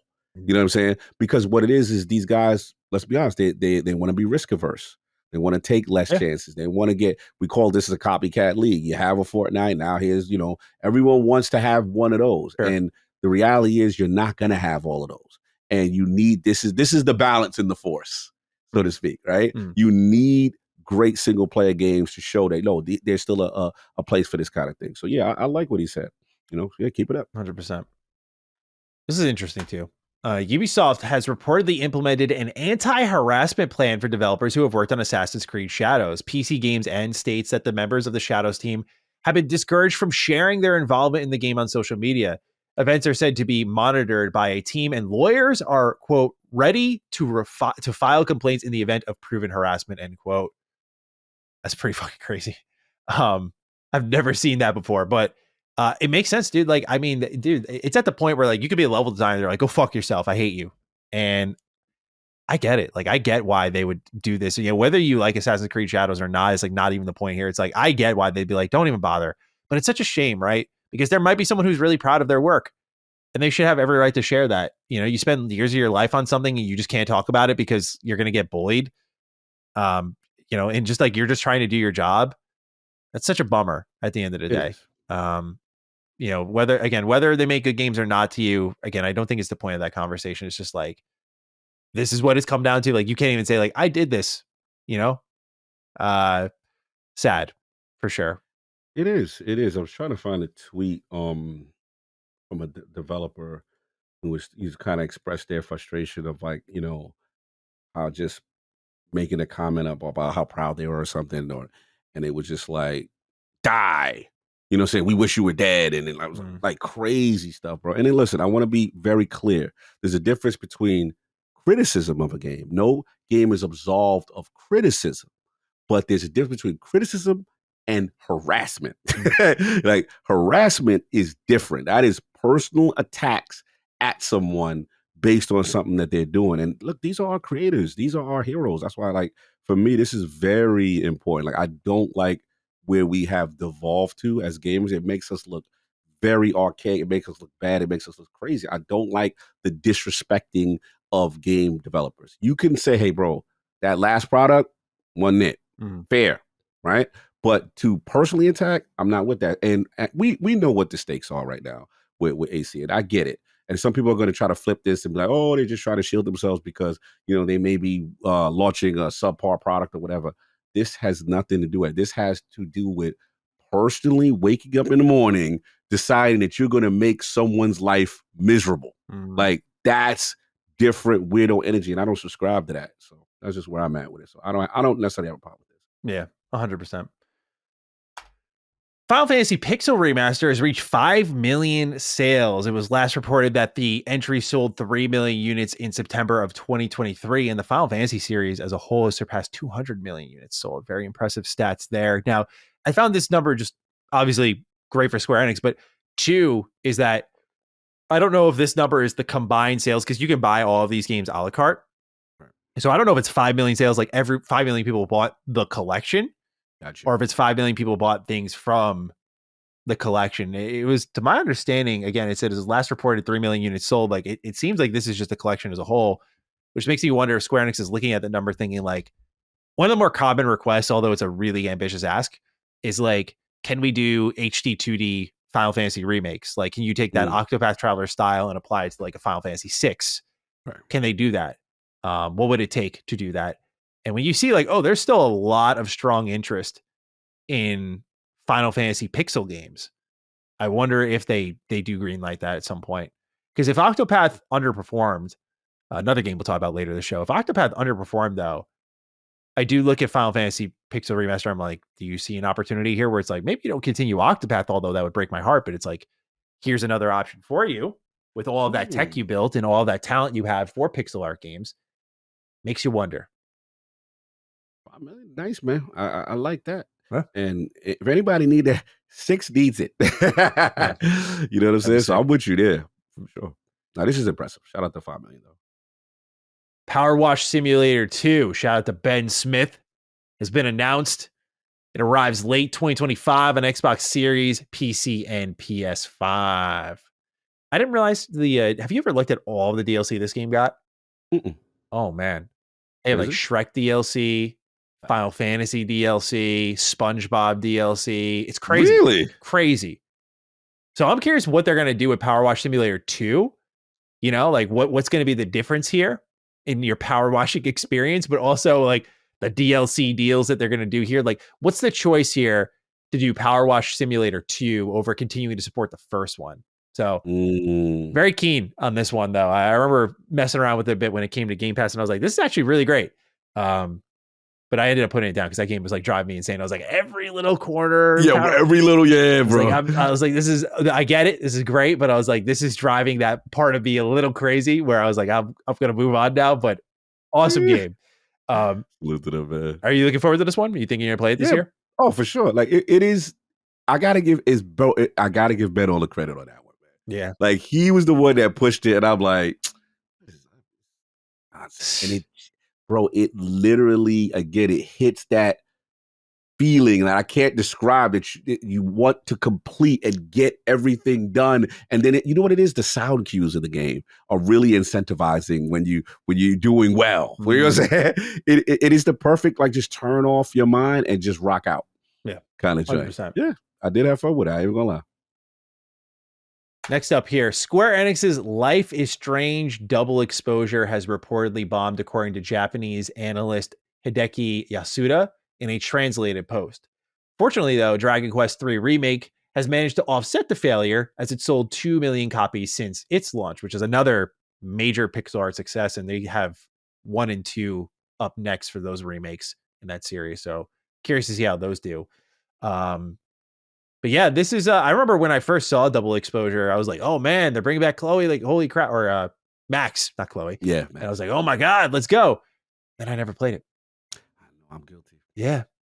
I think what happens is these games excite me on like announcement, but when it comes down for me, like sitting down to play, it's like, I don't want to play this type of game. You know what I mean? Like I don't find interest in those adventure style games as I you kind of lost out on it, like the Telltale. Yeah, like if there is a genre I have lost my love for, it is that Telltale kind of experience. Like I like to play something, you know, or I think there's better stories in like the longer games sometimes. But if I want that sort of experience, I usually go more indie, you know? Okay, yeah, I got you. Yeah, that's usually because then you get like a more personalized tale that way, I've noticed. But I don't even know how this game reviewed, to be frank. No, it felt like I remember the announce, but then it felt completely under the radar at release. Let's And see. what was the Metacritic looking like? I got I'm you. curious Hold about on. Double it. Double exposure. exposure. Open critic. Yeah, what's looking like. Ooh. Oh no. 71 average, but I'm saying because 54% of critics recommend 50% player rating. Oh. Let's try Metacritic and see what we got. This Oh. might play a factor. Yeah, I wasn't expecting it to be as good as First Life is Strange. 73 Metacritic, 4.3 user score. Yeah. Yeah, I mean it is interesting because I'm such a fan of the first one, and it seemed like they were going back for the essence of that. And yeah, bro, I got caught out there, and there's a part of me like, damn, I kind of want to play it just to see what the Honestly, hell went yeah. wrong. I think some of these scores could also be rounded down a bit. Like we have Gotcha.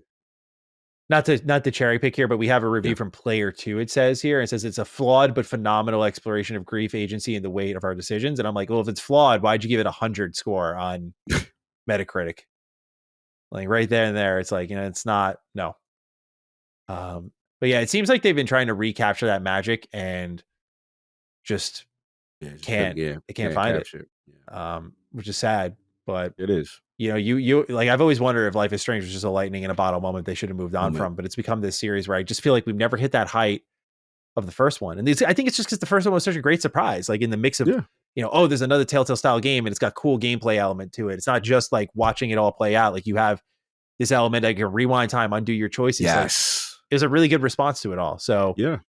And it was also during that episodic era where like we were all looking forward to yeah. that. Yeah, that was cool as fuck. So that was a moment in gaming, the episodic era. Yeah, for sure. All right. Well, last bit of news here we'll talk about what we're playing is Ubisoft's unique approach to selling off. We got the article here from Pure Xbox, so I'll read it here. They say earlier this week we heard that Microsoft seemingly has held talks with Ubisoft about buying some of the French company's gaming IP. And a fresh report tells us that purchasing these franchises would likely cost a pretty penny for the Xbox owner if they were to go ahead and pick anything up. By way of a new report from outlet Bloomberg, it said that Ubisoft is looking to invite investment into a new entity containing some of its big IP, including Assassin's Creed. It appears that how these franchises will be divided and shared is still unclear, but the yet to be formed IP unit could be priced higher than the size of the main company, it is said. Again, really interesting here. Picking this information apart, what it's basically saying is that if Ubisoft's founders gather up all of its big game series to sell off, that collection of game franchises could cost more than buying Ubisoft outright. It seems that a decision for which way this goes hasn't been made yet, but the report notes that Ubisoft is keen for bids to be made soon as possible. And this is what they say in the report from Bloomberg, quote, the company is considering selling a minority stake in the venture and has contacted potential bidders, including current shareholder Tencent Holdings and funds globally and in France, where Ubisoft is based, the people say. Ubisoft has asked for preliminary bids to be made as soon as this month, the people added, asking not to be identified, discussing a private matter, end quote. We haven't heard anything about this directly from Ubisoft or Microsoft about whether Xbox is actually interested in buying any of this stuff, so it's probably not worth expecting anything for now. Multiple reports of this have hinted that Tencent is in the driving seat here, and we'll continue to see how this story unfolds in the coming month. Great report from Pure Xbox. Please check out their site. We use them a lot for all of our write-ups here on Defining Duke, but really unique. Everyone thought like, they're going to sell off the company, but the company has been viewed so worthless that potentially the asking price for the IP is higher.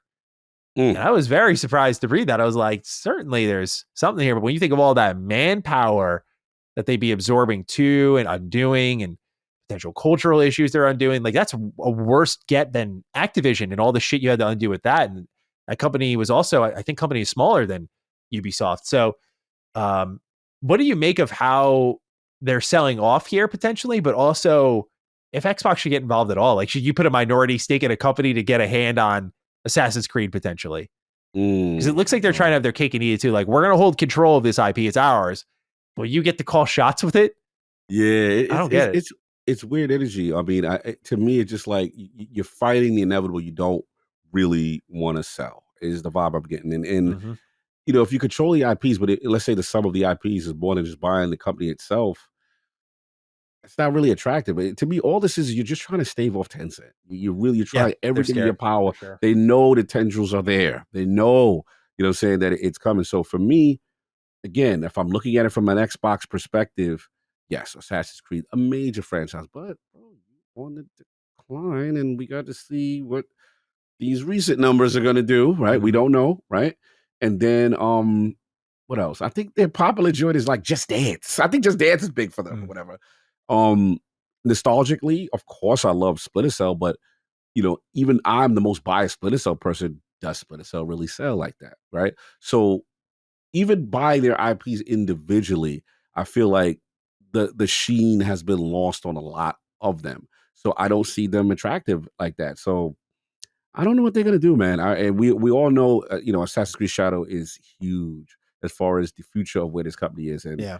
we don't know how that's gonna go. So What's interesting is they're fielding these offers before Shadows has even done anything. So I almost feel like they're kind of saying like, we're done. kind of, yeah, you're already kind of alluding and hinting that it's going to go a certain way. In my opinion, Yeah. that's how it's almost like you're foreshadowing a little bit. So yeah, and I mean, we did have some early data, even though it wasn't fully complete, but we did see, remember when we were talking about the Forza Horizon 5 PlayStation pre-orders being astronomical, one of the things I noticed, it was over Assassin's Creed Shadows. I was like, yo. Yeah. And again, Assassin's Creed is like their Call of Duty for single player. They want you to live in that game, be in it forever, and those are historically, Yeah, you saw they turned the Animus content into like a live service thing. And they're gonna do that for future entries. I'm like, whoa, dude, this is fucking crazy how far we've gotten away from it. But yeah. The hottest thing they have to me is Siege. That's the hottest thing. That's the property. But yeah, we will see it. I think they're making new content. Siege as Siege X. Yeah. Shout out to my much, but yeah, I didn't look into it too much. It's my own website. Shout out to Cerebral Paul who actually went to the event and got the coverage. I tried to get a chance to look at. But I know they are doing something there, and that's the only one that I feel like, okay, that one, yeah. There's not like seemingly a lot of anger around it compared to Assassin's Creed, Far Cry. I'd take a shot on Division. Yeah. I'd take a shot on it. Yeah, you need that Snowdrop engine for that, probably. Oh, hell yeah. And then that's the thing. Like, if you get the IP, you don't get the team. Mm-hmm. Right? So that's another problem right there. It reminds me of the WB situation. Remember? It's like, it's like you kind of need the team and the IP. So, that's tough. So basically, it's like, I'll take the IP, but then what team from Xbox is going to do said game? I mean, I'm going to take the IP, but what team? Like, that's where it gets. Yeah, I sincerely don't think for Xbox after Activision there's anything of value here. Like, I don't think you're addressing a weakness. And again, to be just very frank on the Xbox camp side of things, it's like, yo, guys, please use your own fucking shit first. Like, there's so much unused. Like, I don't need you. No one, not even your investors need. You haven't exhausted all your options yet on how you could make money with what you currently have. You want to buy more? I know this is Microsoft we're talking about, but like, come on. I respect them for kicking tires, but if they're actually looking at investing, like, I hope they don't, because I'm like, there's no need for you to be like, well, now we have Assassin's Creed. I'm like, what? So it can sit there with everything else on the shelf? Like, come on, guys. Hey, this is the rare time Lord Acquisition will 100% agree. They don't need it. Like, it's at the end of the day, it's, bro, you are still in the process of proving ABK to the point where you have to put your stuff on multi-platform because you have to prove what you gonna do with these guys. And to me, bro, they hot out here in these streets. When you're releasing this many games, I don't know what getting one of these IP would do. You're already still, because especially most of these would be built from the ground up, you'd have to think. So, you're seeing what that took for something like The Initiative and Perfect Dark. It's like, I don't know if it's really I could see one IP and you go, hey, Splinter Cell had legacy with us. We've got a team. You do a Platinum Games, then you know what I'm saying? Like, if they can negotiate something like that. Yeah, I could see a feel good story to that. But buying Ubisoft and nah, fam, they not hot like that to me. Like, it ain't. That's it says a lot. Their IP are more valuable than the company. It's like, I know it factors into the overall value of the company, but people are ready to invest more to get their property. They're like, we don't want your talent. We don't want you. We just want your stuff. Like we just want what's within your home. That's crazy. That's disrespectful. You just want that in your pocket right there. Yeah, we don't care about you. Like, that's insane, man. I've never heard of that. So I thought that was just unique to cover, not even from the Xbox angle because they're interested in some way, but just like the fact that this is how Ubisoft is trying to stave off Tencent, So we'll see what they do. But for now, Cog, we get into what we are playing this week. Good sir, open us up. Yeah, man, kind of getting back into it. Obviously a lot of stuff was going on, car stuff and all that, but yeah, sure. Just getting right back into it. And KCD2, man, I will say I did have a negative. Oh no. There's a section post-wedding and where I don't want to spoil, but it is kind of like a little soft reset on a little bit of a level. And I'm just like, I don't like this. Like, I don't like when. Oh, I know what you're talking about. Yeah. Yeah, don't take things away from me. Like, bro, I did bad stuff. You know what I'm saying? And now it's like, we've had 2 soft resets already. I am so with you. Yeah, I think it's the worst trope in RPGs when they take stuff away from you. I don't care if I'm in that case, like you could be like 5 hours in, they're like, we're taking it back from you. I'm like, oh, please. Like it is. Yeah, I am so with you. Yeah, and especially it hurt me with the way my play style with KCD2 has been so far, which is, I told you, I've been thoroughly enjoying this game so much that I'm like, yo, every single side quest has had some type of agency, great quest design, multiple paths, multiple optional ways to do something, approach something, and then for the most part rewarded minus Groschen. Y'all still be cheap with the Groschen. They be cheap with oh my God, they be super cheap with that. But I got my hustles to get money. But I got hustles. Yeah. Oh yeah, Potion Gang, Alchemy Gang, Thieving Gang, Robin. Still hate the lock picking. I still can't stand that. But this game really, it has addicted. It's really addicting, bro. It truly is. But basically, I got to a part now, and me and Sir Hans, our adventures are getting fun, and I saved him out of a situation which was hilarious. The game is just so good. So rocking that. I will say my play style. Another thing about the game that's really addicting is perk point allocation. Yeah. And then, bro, it's an addiction. Yeah. And really, okay, I got this one, it's called Leshy, I believe, where it's like, I'm good in the wilderness, right? Then I got this other one where it's like, at night, I get like a +2 on strength, a +2. I forgot what that one's called, but I'm building my Henry into all these. I'm good in different scenarios so that I'm kind of not caught out there, and I really like it, man. It adds a flavor to the game that's super dope. Now, obviously, I've been playing now since patch 1.2, I think has out. A lot of improvements. I'm hearing issues though. I mean, I've not experienced, but I want to be fair to the things that I'm reading. People are like, this last patch broke a lot of stuff for a lot of people. So just a heads up, if you're affected, please let me know. Yeah, Run with the Dukes. Right now, again, the reason why I'm getting a chance to play KCD so much, because I told you I'm not playing this on Xbox because of the fact review copy was Steam. There's no cross progression. I'm not doing all this, so I am sorry. I was like, we stand. It's in that Red Dead camp of like everything you play in Red Dead 2 is phenomenal. Same thing with KCD 2, but I am never replaying Red Dead Redemption 2. Never replaying this, bro. And I challenged Toby when I had him on ILP after launch. Celebrate that did the 2 million or whatever, and I'm like, bro. Especially you got Baldur's Gate out there. You know what I'm saying? Like, what's up, man? So the answer was no. But I'm hoping that at some point. Even come on. Yeah, come on, bro. Like, put it on that separate server where you make that account. Remember, how you used to do? You make your account, and Baldur's Cyberpunk did it. It came later. Yeah, it came later. Came very late, actually, in Cyberpunk's case. The cool thing is that the cool thing is that I do have it on Steam is the fact that I can do my raw guy, I can, but I just wish that I could go back and forth with Xbox, stuff like that. But anyway, other than that, KCD2, I still love this game. I still am addicted. It really shows how much they are leveled up over everyone else in the RPG game when it comes to the skill checks in the conversations. I love how my Henry is built with his survival skill is high, or my speech skill is high with different, and it's different avenues of speech. It's not, it's intimidation. There's, coercion. There's many levels that have their own individual rankings, and just me dealing with the Chamberlain and him being sick. And I'm like, yo, if I may be able to solve this problem and get one of these high-ranking nobles to get me out of a situation, as opposed to doing something in a brute force way, as opposed to stealing and doing it. And I was able to do it because my alchemy was high and my speech was high, and I was able to concoct this potion and get things popping and get the story moving. So yeah, the game, man, I love it. I still love this game, even with the little flaws. It's still the UI is still a little rough for certain things, but yeah, KCD, I'm gonna be still rocking it. Awesome. Hopefully, so good. My homegirl, Mama Mike, we might have some things cooking. Oh, We'll keep things popping because she is hardcore. She fell into the KCD one bug, and she got. And then also, I know a couple of people. So look out for some things. We might got some things cooking, but I'm gonna stick with it, man. I'm sticking with it.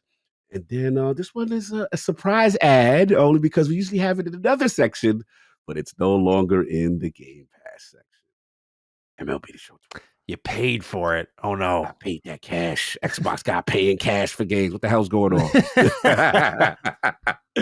All right, so let's get to it. Actually, a bigger glow up than I thought. Oh, first of all, let's get the graphical. You know, we had to go do that Soto. First of all, let's get to it. Yeah, of course. So that Lindo at the top. You know what I'm saying?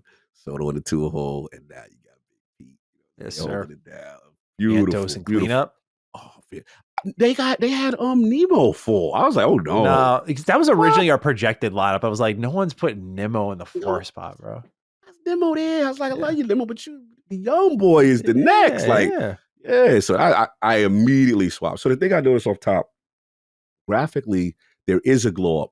Now, like on the uniforms, you know how the Mets got that, what was it, like Presbyterian Hospital? What are them hospitals on bro, in detail. Wow. There's a glow up in the state. Like, still the crowd is still the crowd, right? But the individual players, and then they added more commentary. Now you got your little regional commentators per on the different announcers tip. Oh, I like that. Yeah, they got different things. Now they're not that great, but at least they're different than the major ones. So they got like 3 or 4 different commentators on that. They have regional broadcasts. They got all these different. Now they have a new, I believe, a new pitching interface. That, you know how you pick your hitting, your batting, your fielding, all the styles of play. Yeah. Now they do have a couple of newer ones, especially with fielding, where that bar now plays more into effect. To me, the biggest addition that they have now that I think is really cool is they call it ambush pitching, like ambush hitting.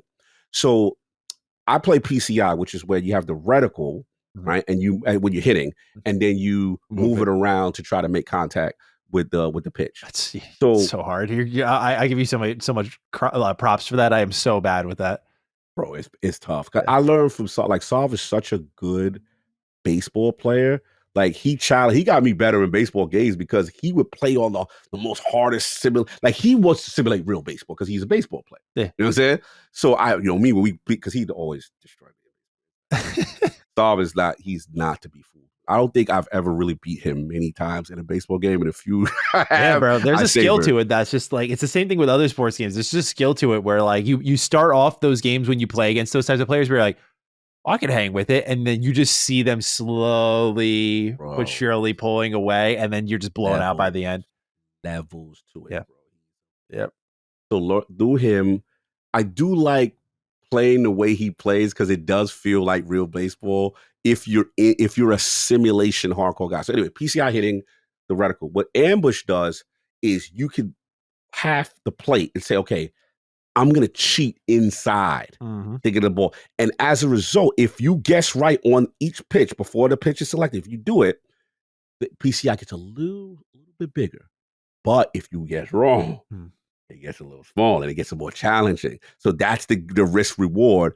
And it adds a level of complexity. See, now what MLB The Show did before PCI hitting, which still exists, which is if you know this pitcher, he gonna throw me a fast. He gonna throw a curveball. He like to strike me out on a 2 count with that.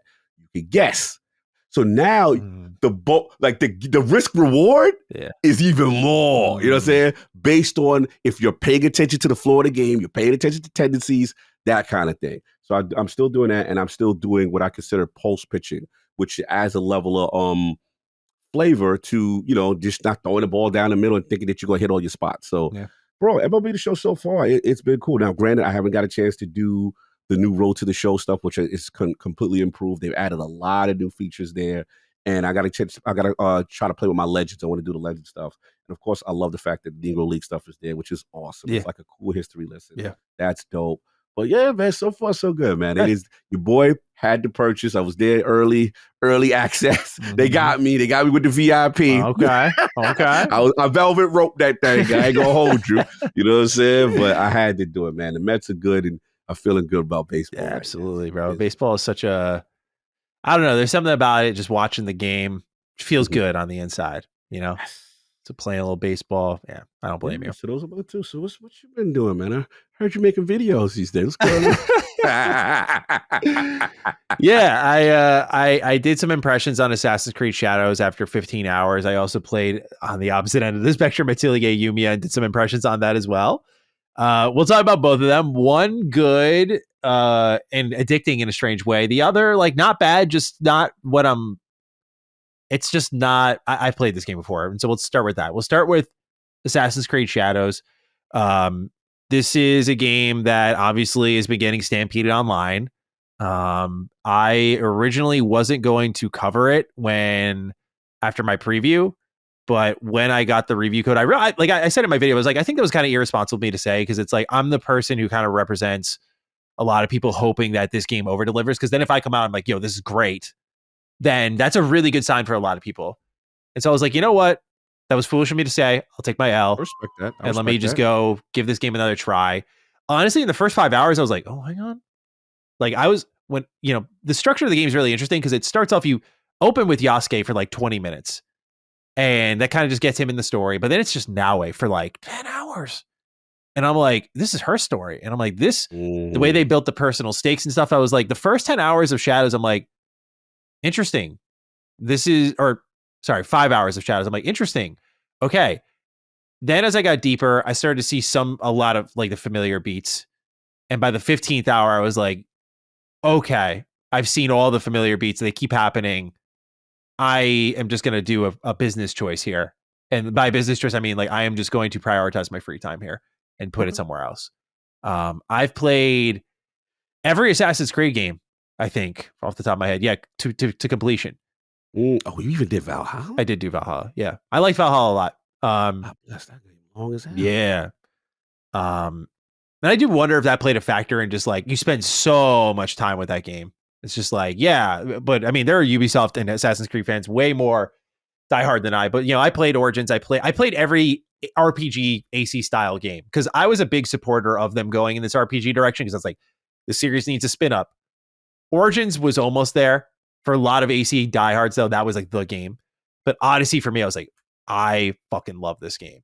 People really love Odyssey. I know it's not Assassin's Creed, but I was embracing like, this is the historical action game. Then Ubisoft bucked, right? Now they're like, we're doing Mirage. We're going back to the originals. And Shadows is the stealth experience, remember? So I'm like, okay, you're trying to get back to the core essence. I say all of that because it's not like me to drop games. Like, I always finish them. But like, Ubisoft does have a very specific formula and template. And if you are not getting down with it, that formula doesn't change up. Gotcha. It doesn't. So after 15 hours, I was like, all right, this isn't awful, but like, I know I'm going to have more fun elsewhere. And in the name of positivity, I moved on, I was like, I don't need to fucking smoke this game. Like, I just don't need to do that. Like, there's no need for me to put the hours in and get pissed at the fucking game. Like, I know where I'm heading right now. I'm just going to cut it here. Is it more familiarity? You like, you know what? I'm not even worried if something later changes because what you're enjoying at this moment just felt samey, redundant. Yeah, it's a safe game, and for a lot of people who like, I saw some people in the comments, and it's totally true. Like, some people are like, "Oh, AC is like my comfort food game." It's like, perfect, you're set up, and that's what I figured out there. I was like, you're set up. If you're like me though, and you're like, I hope this gets me back in, gets me excited. I don't think it's going to do that for you. Whether is it any? I'm sorry, let you finish. No, go ahead. No, I just had a question in terms of like what if you had to like make suggestions. I was curious because I didn't get a chance to watch the full video, but sure. I was just curious, like, what could they have done to kind of like whet your palate to to break that feeling? Think one thing is story, and I know I didn't finish it, but like it's very cliched from what I played, where I was like, okay, but really, if we're talking about things I can like sink my teeth into and talk about like a little more confidently, because obviously story can always evolve and change. Of course. is the gameplay, particularly level design. I tried not to, in my impressions video, bring up like Ghost of Tsushima or Rise of the Ronin and just like let AC Shadows be its own thing, right? Mhm. But there's only one point I did have to break my own rule, and it was level design, because it's not even like, look how they did it, do that. But AC Shadows and Ghost of Tsushima to me are more alike than people will ever admit. The difference, though, is that Ghost of Tsushima has really interesting locations to explore, because it's not like AC Shadows where I kept going to temples and they're like, there are 5 samurai daisho here. Kill them all, unlock the chest. And that was the objective for like 40 different areas. What you have in Ghost of Tsushima is like, here's the farmlands. It was once a village. Free the hostages here. Here's a Mongol camp. Just kill everyone. Here's this ship. Blow up the black powder caches. Very simple objectives. But because there's a difference between how you approach a ship docked on a bay versus a camp versus the farmlands and the verticality it comes with and everything, and the little sub challenges they give you per location, it's just enough to push it over the edge to feel different and fun. And I'm not one tricking the whole game. Okay. Whereas Assassin's Creed Shadows has great stealth mechanics. I said in my video, I was like double assassination back, crouch walking, rolling, proning. Yeah, extinguishing the lights. Great mechanics. And honestly, a great test bed to kind of look at and go, ooh, Splinter Cell should be kind of awesome. My main problem was I played it on the expert mode, so it was like the harder difficulty for stealth in particular. What it did was when you were on the rooftops, you would get spotted. And obviously, if the enemy saw you, you get spotted I heard quicker. the AI changes with the harder difficulty on rooftops. Yeah. And I hope they keep this feature moving forward, because I think if they build around it a little bit more than they did this time, it'll be better. But you start to realize with like how many NPCs there are, like they'll literally have an NPC on each side of the roof. And they don't really have to be fully looking at you or anything, and the bar will start to fill and you'll get caught pretty easily. These areas are fucking loaded with enemies, though, which I think, again, it's understandable. It's like they tailored the experience to normal mode, where when you're on normal mode, everything flows a lot better. But basically what expert mode says is, hey, you being on the rooftops, that's the normal mode place to be. When you're on expert, you need to get low, to get in the bushes and that sort of thing. Now, that's fine. But what I started to run into is that they didn't utilize all of the mechanics enough to make the expert mode as fun as I was hoping it would be, where like I'm crawling around on the ground and I'm going under buildings and stuff. Like they didn't use that sort of intricate environmental design that like say even Unity had, where you'd like slide through buildings when you're trying to escape and you'd jump through windows. You don't really get that in Shadows. There's just certain like, I'm forgetting the name of the building type, but sometimes you can go under and like pop up underneath. That's when it feels great. Or sometimes like the gate on the side will be broken and you'll crawl through. When it does that, you're like, that's it. But what happens is, because these levels are like copy and pasted and I'm not saying that as a disrespectful term, just like they made a suite of buildings and they like literally pasted these to different locations on the map. So they all share that same problem. So as I go through these missions, I have that same problem popping up for me, where it's not a bad stealth game. It's just, it could be way better. And the other thing I ran into a few times that did bug me more was the invisible walls. Like in certain main story missions, they'll have those animus walls pop up. And there's 2 things that I ran into that really like irked me. One was I had the ability, it's in my review, you'll see me rope swing to a very open area and I land on it, but it's encased in a wall. So when I land on it, there's literally nowhere for me to go except back down.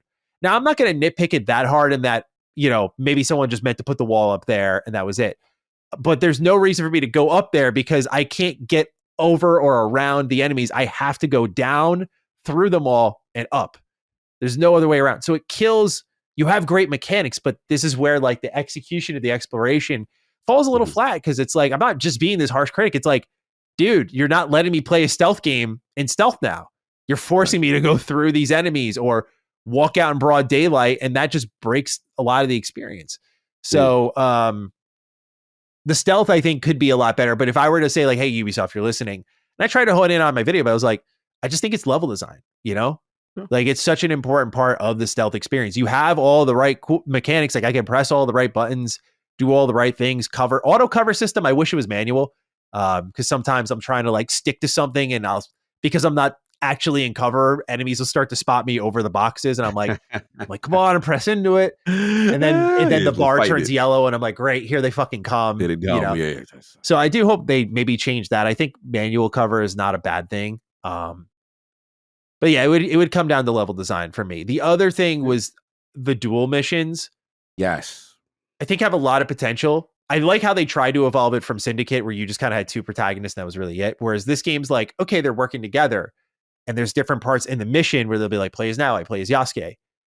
Now, what happens that really, this was where I decided to just drop it because I was like, is like, there's a part where you're face to face with a target that you're setting up to assassinate. And they're like, play as Naoi, play as Yasuke. I'm like, okay. I see Naoi up in the background. Yasuke's got his sword drawn face to face.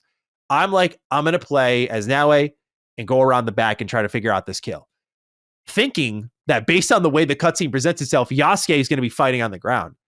You select Naoi and you're up on the rooftop where she was, by the way. But then Yasuke is nowhere to be found.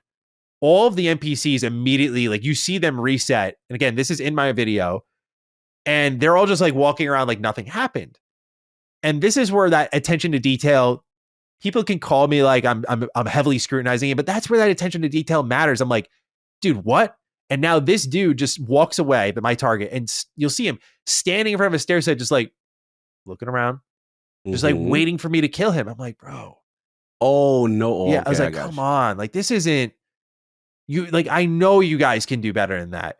I know. And that is fine for some people because they'll be like, hey, this is my junk food open world. I have one I'll talk about in actually just a moment. I'm cool with that. I think Ubisoft is capable of way better. And I was playing it. I was like, yeah, like this was okay with me with Valhalla and Odyssey when you guys were trying new things. But this is like the same thing again now. And that's why I named my review / impressions. I was like, you've played this before. And that is to me the best thing I can say about it is like, if you like that a lot, but I did at one point, but if you like that a lot, like you'll love this. But for me, it was just like a level of, yeah, like I know if I stick, like I don't have to, like I've done this for a living for so long. Many of the games I reviewed are Ubisoft games. Like I don't need to prove to myself like, yo, Matt, you got to fucking finish this one, bro. It's like, I know this ending already. And so, yeah, I was like, look, I'm going to give everyone some thoughts. Just hear my thoughts on 15 hours. I open my impressions like, hey, if you want a more complete review, here's 3 recommendations. No, I saw that. Yeah. You're like, you can hit I was like, you can hit them up. Yeah. I always recommend that anyway, because I don't think anyone should be your single de facto reviewer. You can have a favorite, but I don't think like I should always be your purchasing decider because I have different values from other people. But I was like, yeah, I'm just like, look, if you think this is wasted opinions, then here are 3 people I think are extremely valuable in that conversation that did finish the game. But for me, yeah, after 15 hours, I was like, I'm okay. I have other things I really want to play and I'm not having fun here. And so, you know, something like Avowed was different where I was like, this is fine and I'll finish it. But something like AC Shadows, I'm like, yeah, this is safe, familiar. This is for an audience that's not me. That was it. That's fair. No, you know? That's your personal assessment of it. And it is that one thing I will admit is that not forcing through something that you're not enjoying, I am not a fan of. You know what I'm saying? I don't subscribe to that. And just for the sake of saying, oh, yeah, because I have to complete it and stuff like that. Yeah, I just... transparent, which you were, right? Yeah. Of saying the amount of hours you did and then where you dropped off, then that is what it is. And you even say, hey, want to look at other people that, you know, that actually did it, you know, beat the game or whatever. Like you're after here are the people for you to go check out. Seemed to really like it. He was kind of like they did it. He didn't seem to like the story, which I didn't like where they were going with it either.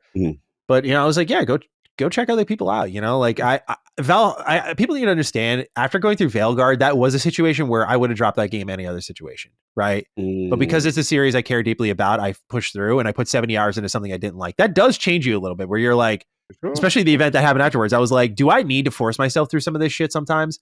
And in situations where I can feel the negativity that people have talked to me about actually encroaching, right? Where I'm like, yeah, I'm about to just dunk on this game and because it's going to piss me off. It's like, you know what? I'm not going to review this. I'm just going to drop it, move on, do my impressions and leave it there. You know, there'll be games I do push through, but I need a game that's more interesting in what it's trying to do than what I've played before. And so I'm sorry. No, go ahead. That's what I came down to. No, I think it's fair also for mental health In my opinion, because there's a part of Sure. me that's like, I've been on record for saying like, if I'm not feeling something, I'm not Yeah. continuing. Yeah. Like I'm not just forcing for the sake. If I'm like, if something is really like, just and you're hoping it gets better, and you're hoping, and it's Yeah. just not. You know what I'm saying? Whatever. And this particular game, it does feel polarizing. I'm seeing a lot of people that like, yo, I really love it. It's a change Sure. of the format that I like. I'm hearing people that say, yo,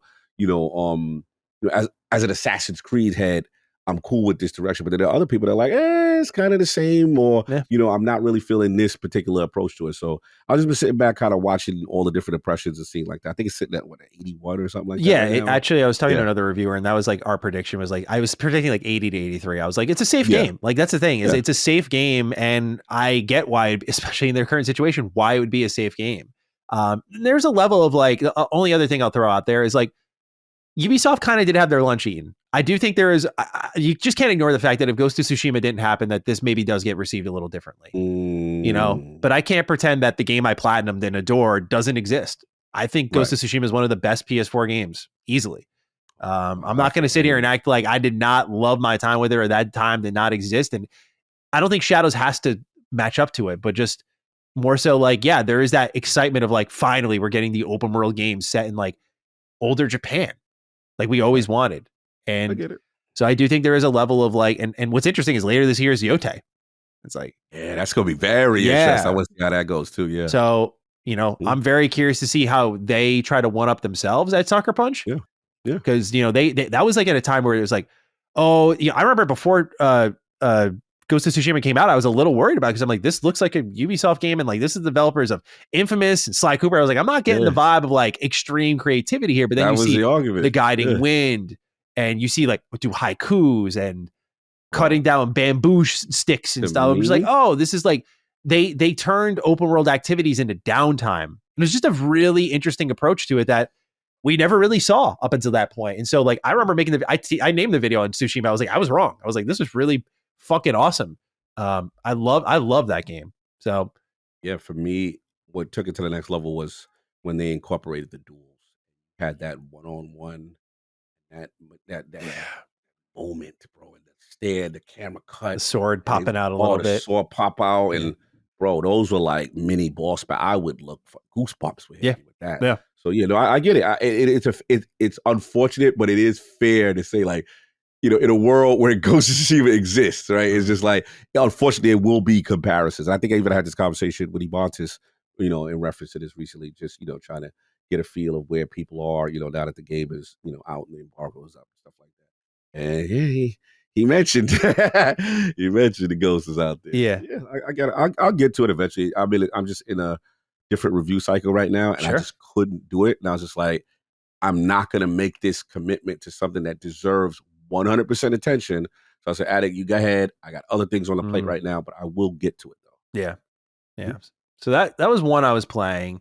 What else you got? I laid that down because, like I said, another review came in. Something else I've been playing. And I'm like, oh, this is really fucking good. I made a great choice. So I'm excited the next week to talk about it. But Atelier Yumiya was another one that shout out to Xbox, by the way, connected with me Koei Tech Mode. Did me a huge solid there. So that because I kept watching trailers for it. And I was like, this is interesting. I'm not an Atelier fan at all. Definitely, like, I made a joke in my Russian Rebound video. I was like, am I starting to play D-Gen level JRPGs? Of course I am. But definitely, Coomer level status, character design a bit. But that's why I never really got fully into Ryza. Because I was like, this is just not like my demographic of JRPG, he says as a Trails fan. But nonetheless, Atelier Yumiya, what caught my attention, I gotta admit, my Bethesda Game Studios Love and Soul came out. When they said they were using Elder Scrolls 4 Oblivion as their open world design touchstone. And I've just never seen that before. A JRPG open world that's looking at Oblivion. I was like, that is a really interesting combination. And by the way, like Atelier is not like mainstream. It's been around for a long time, but I was like, it's not mainstream. I'm like, what is going on here? And that quote was what got me. I was like, let me take another look. And I was checking it out. I was like, this does look really good. And for a series that's been known for like more linear style JRPGs, open hubs, to kind of crack it open, like we're doing a huge open world, multiple regions, inspired by Oblivion, inspired by Genshin Impact. I was like, this seems like such a weird blender game. and I'm a huge JRPG fan. I was like, oh, I just want to check this out, see what's going on here. And I've been playing it, and I just, it's addicting. Like, that's what it is. It's addicting. Like, it is. So I just talked about junk food open world for Shadows. For me, the completionist element of Ubisoft games used to be the junk food that kept me around. I loved AC Black Flag, not only because of its setting and its activities, but also like just checking off all the boxes. Like, I am out here to tell y'all, like, that shit feels great in some old Ubisoft games. So when it comes to Assassin's Creed Shadows, they don't really have that. Yumiya, though, does have that in spades. Everything is inching forward. And my best comparison I could make that I think will drive some people away, but it reminds me a lot of Genshin Impact without the free-to-play crap attached to it that drags you out. So you're always like, in these free-to-play games, you're always like progressing something, you're crafting something, you're getting a material, you're pressing a button, you're doing a thing, you're completing a task. And normally in these free-to-play games, they're like, all right, pause, you're done, you've done your dailies, you're good. But Atelier Yumiya, it's like, it's got all of those addictive kind of mechanics that are just like, just knocking your dopamine receptor on its ass. And it's just like, hey, here's another thing. Here's another thing. So like the example is, as you're playing it, it's like, okay, you're collecting all these materials.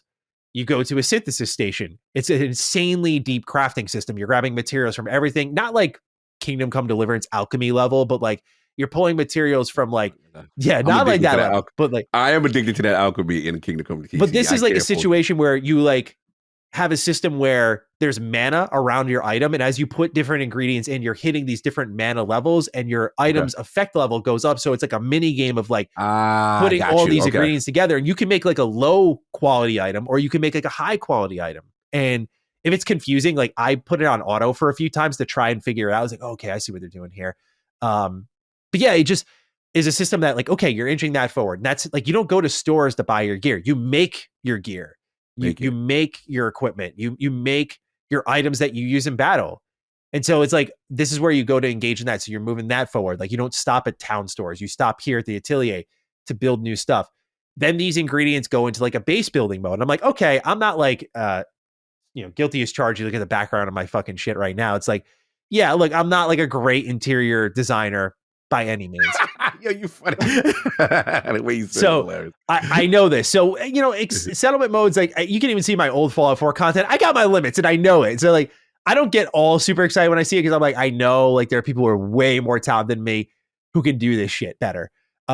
But Atelier Yumiya does have this. They have a base building and a settlement building mode. Like, you can build houses, but then you can also build bases that have their own systems and features. It's crazy. And then this all goes into the pioneering effort per region.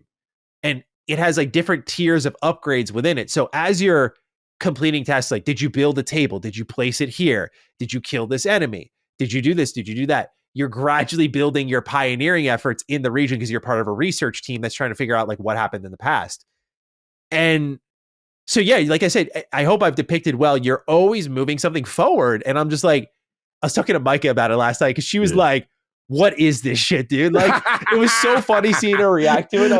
I could totally see her asking it in that way. Like, I was looking at her, I was trying to convince her. I was like, look, I said, I get it. Like, these characters do look ridiculous. I get it. But I'm like, this game is so fun. I was like, it's actually tamer than Ryza from what I saw of that game. And I was like, this is not, it's bad, but I was like, it's not as bad. And she was like, nah, like, I'm done. Like, this girl's boobs were jiggling when she was standing still, bro. I was like, okay, I get it.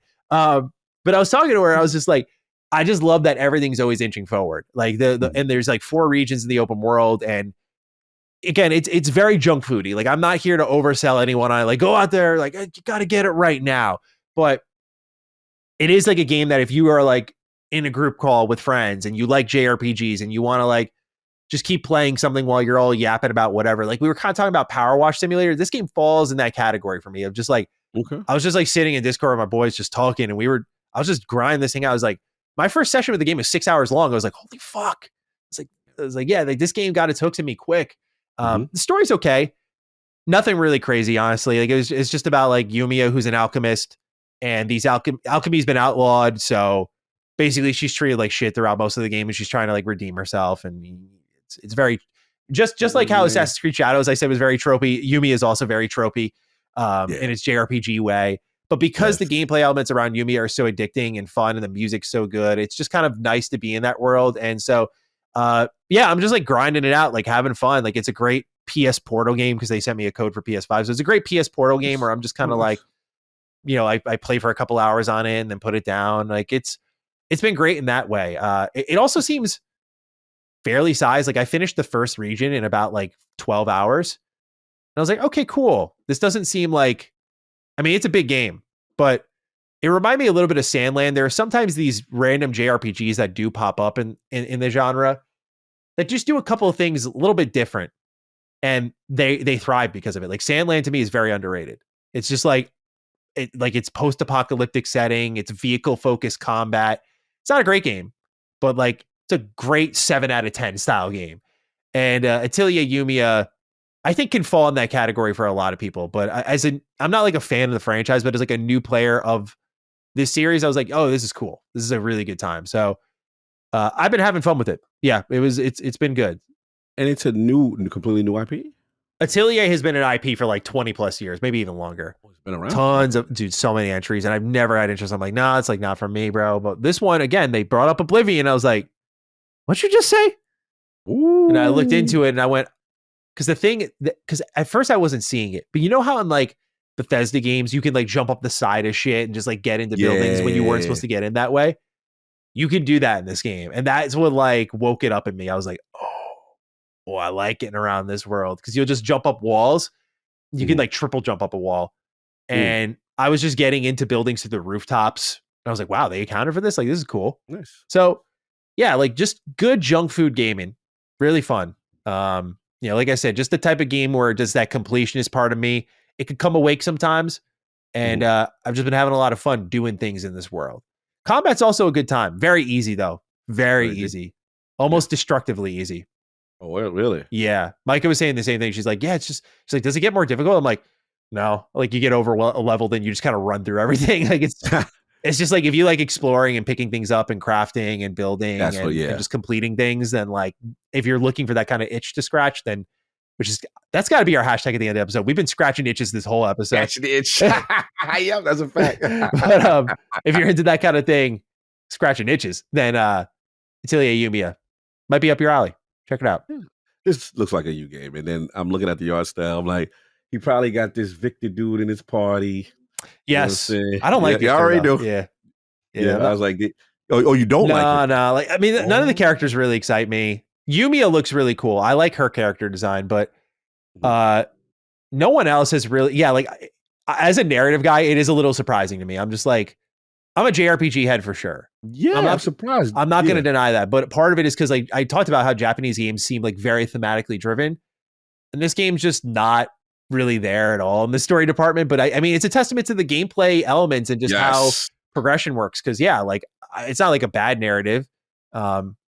It just goes to show to people when they think like I grade games because I think the stories are awful or mid. It's like I can accept a mid story. I can. That's a good point, because people the narrative against you would be like, if it doesn't have this riveting story like your beloved or these beloved characters of other games, then Maddie's not. So Maddie's capable of liking a 7 style game. I'm capable of not only liking a 7 style game, but a gameplay oriented title. I do like gaming, although it's sad to see how many people think I don't. But nonetheless, Atelier Yumiya, great game. Please check it out. Now on to the news.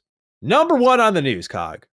Oh boy. We talked about it briefly last week, but oh man. Oblivion Remake just might shadow drop in the month of April. This year, might I add. So in just a few short weeks, you might be playing the remake of Elder Scrolls 4 Oblivion. Nate the Hate posted on his official Twitter account saying a quick update on the Elder Scrolls 4 Oblivion announcement and release timing. As plans stand, both the release and reveal are targeting next month, April. The gap between the reveal and release will be minimal. A shadow drop is possible. Now, originally what he said, as we covered on the fly on Duke last week, in case anyone didn't miss that, is that the Oblivion news was originally either this month or next month. We'll get news on it. Release is likely to be sooner than the original June target, but still working to get details on updated release. This was what Video Games Chronicle then had reported and confirmed that they were looking at ahead of June. So when do we hear about this? And what the hell is going on? Why are we remaking this? And then why are we re-releasing it so quickly? Didn't you think, like, I thought there'd be a little marketing campaign. Yeah, get some pre-orders in. Here's the new mechanics we're doing, but they might shadow drop this thing. Hey, I mean, did they see something with like Ninja Gaiden 2 Black and went like, yeah, oh, they see something with Hi-Fi Rush and go, yeah. I feel like this is, especially since Elder Scrolls fans haven't gotten anything for a while. I'm like, wouldn't you want to build this up a little bit? It's kind of like, yeah, we're not giving you another ESO expansion right now. We're giving you another mainline Elder Scrolls game remade, and Elder Scrolls 6 will be on the way soon. Like, that's why I'm so excited, because I'm like, this is crazy to me that they're just like bucking every expectation I had in the terms of releasing and marketing it. Like, next month, were you expecting this at all? Not at all. Not April. I mean, at earliest, I was going to say May, but April, obviously, we feel like it's kind of crowded, right? There's a lot of stuff going on. Just a little, just a touch. Just a little. Yeah. There's still a part of me, and shout out to Decay because he's been on fire. Yes. But there's still a part of me that does feel there is some missing context, because, I mean, you know better than me. I would assume that does Bethesda have no, because to me, Bethesda's going to handle the marketing on this. This is not going to be an Xbox thing. So fully. So there's a part of me like, usually there's, hey, the 30th anniversary of something is happening, and we're going to do a presentation. And then, by the way, here you get this information. So you know better than me. There's nothing on the Bethesda roadmap from a event standpoint. Here's the fun part about recording Defining Duke on a Wednesday. Tomorrow, as we record this, is the anniversary. So it's the curse of the Duke. Yeah, I'm selfishly just hoping a little bit. Let that one slide, Bethesda. Let it go into April. Now, what's weird to me is like, I immediately think Nintendo Switch 2 event, right? Like, okay, this, I don't know why you'd announce it here, but it's the only event that we have in April. I'm like, okay, that's a good point. You announce it then. If it's going to be, again, based on Nate the Hate statement, announced in April, released in April, it's like, okay, that's the only place they can do it. Because otherwise, I would think of tomorrow's date. I would think of the 20th. I'm like, that's the anniversary. Maybe they tease something's on the way then. I don't know. But wait, it's the anniversary of Elder Scrolls of Oblivion's release in particular. Tomorrow. Yeah. Oh, bro. You think? Yeah, but I agree. Yeah, trust me, bro. I'm hoping. I'm hoping and I'm praying, Cog. But at the same time, I'm just like, if the reports from VGC, Nate the Hate, are to be true, it's like, okay, it's April. Then Nintendo Direct potentially.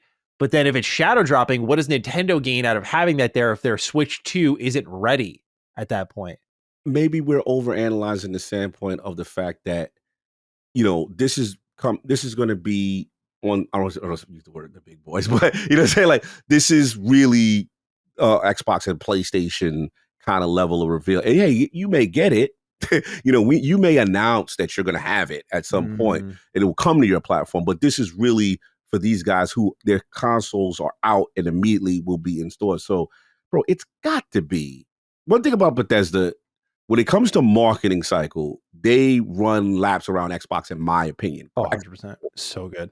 Yeah, they're very good. When their titles are coming, Starfield, Indiana, Doom's coming, and then there's the push and there's the circle. They do fantastic. I love their marketing team.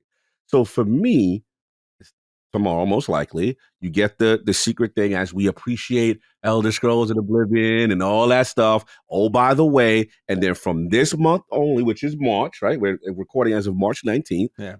All the way to April, we're going to get them push. And we're going to start to get nuggets. So that's what it's got to be to me.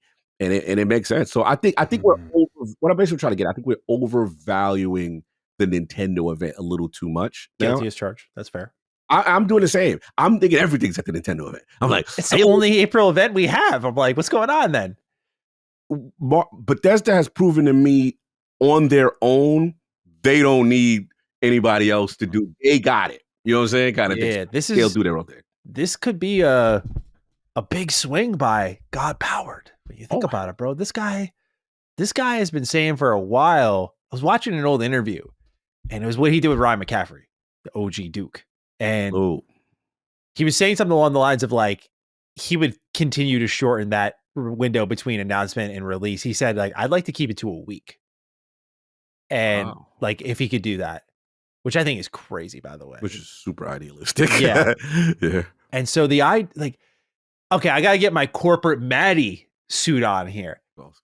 What not? Shadow Drop doesn't make sense to me because I'm like, you're telling me corporate would say, oh, we have an Elder Scrolls game in hand and we're just going to put it out without any buildup of pre-orders, collector's editions, merch, nothing. You're just going to drop. Look, as a gamer, I want it ASAP.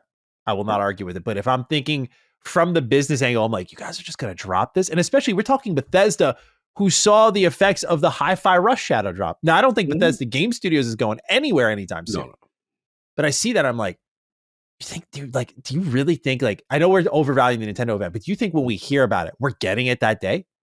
That's a good question. I mean, again, if we're going now the other timeline where tomorrow is the anniversary of Oblivion, but they don't, for whatever reason, mention it, right?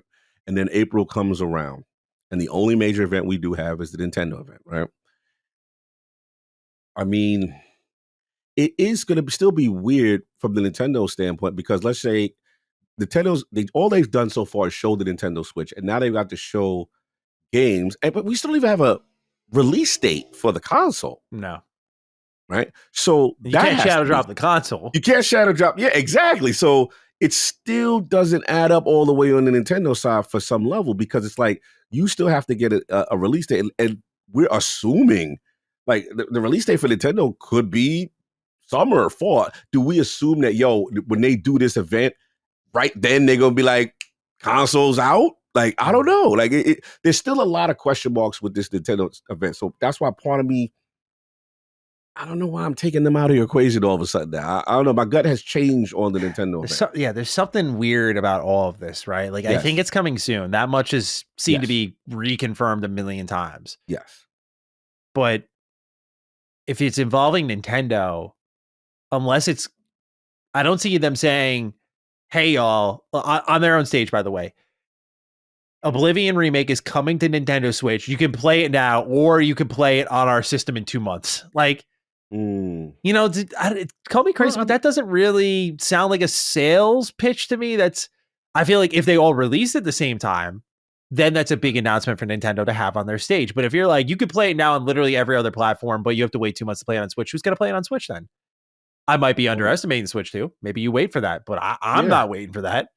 I know it's so weird because like you said, like there's the chances of it not being readily available for the Nintendo Switch is very high. Yes.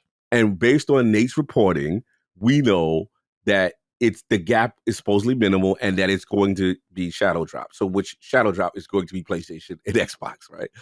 It's a strange one. I mean, do they get away with just announcing the title for Nintendo Switch?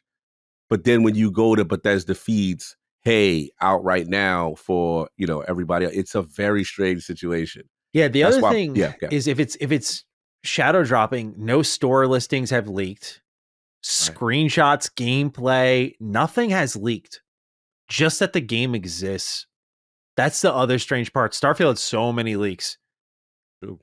Bethesda's usually pretty good with those. Like, nothing's leaked for Elder Scrolls 6. Fallout 4 just had the script leak from Jason Schreier to confirm it existed and it was real. You had those kinds of leaks, but otherwise, like, they're pretty fucking locked down. So I'm just surprised if this is close to ready.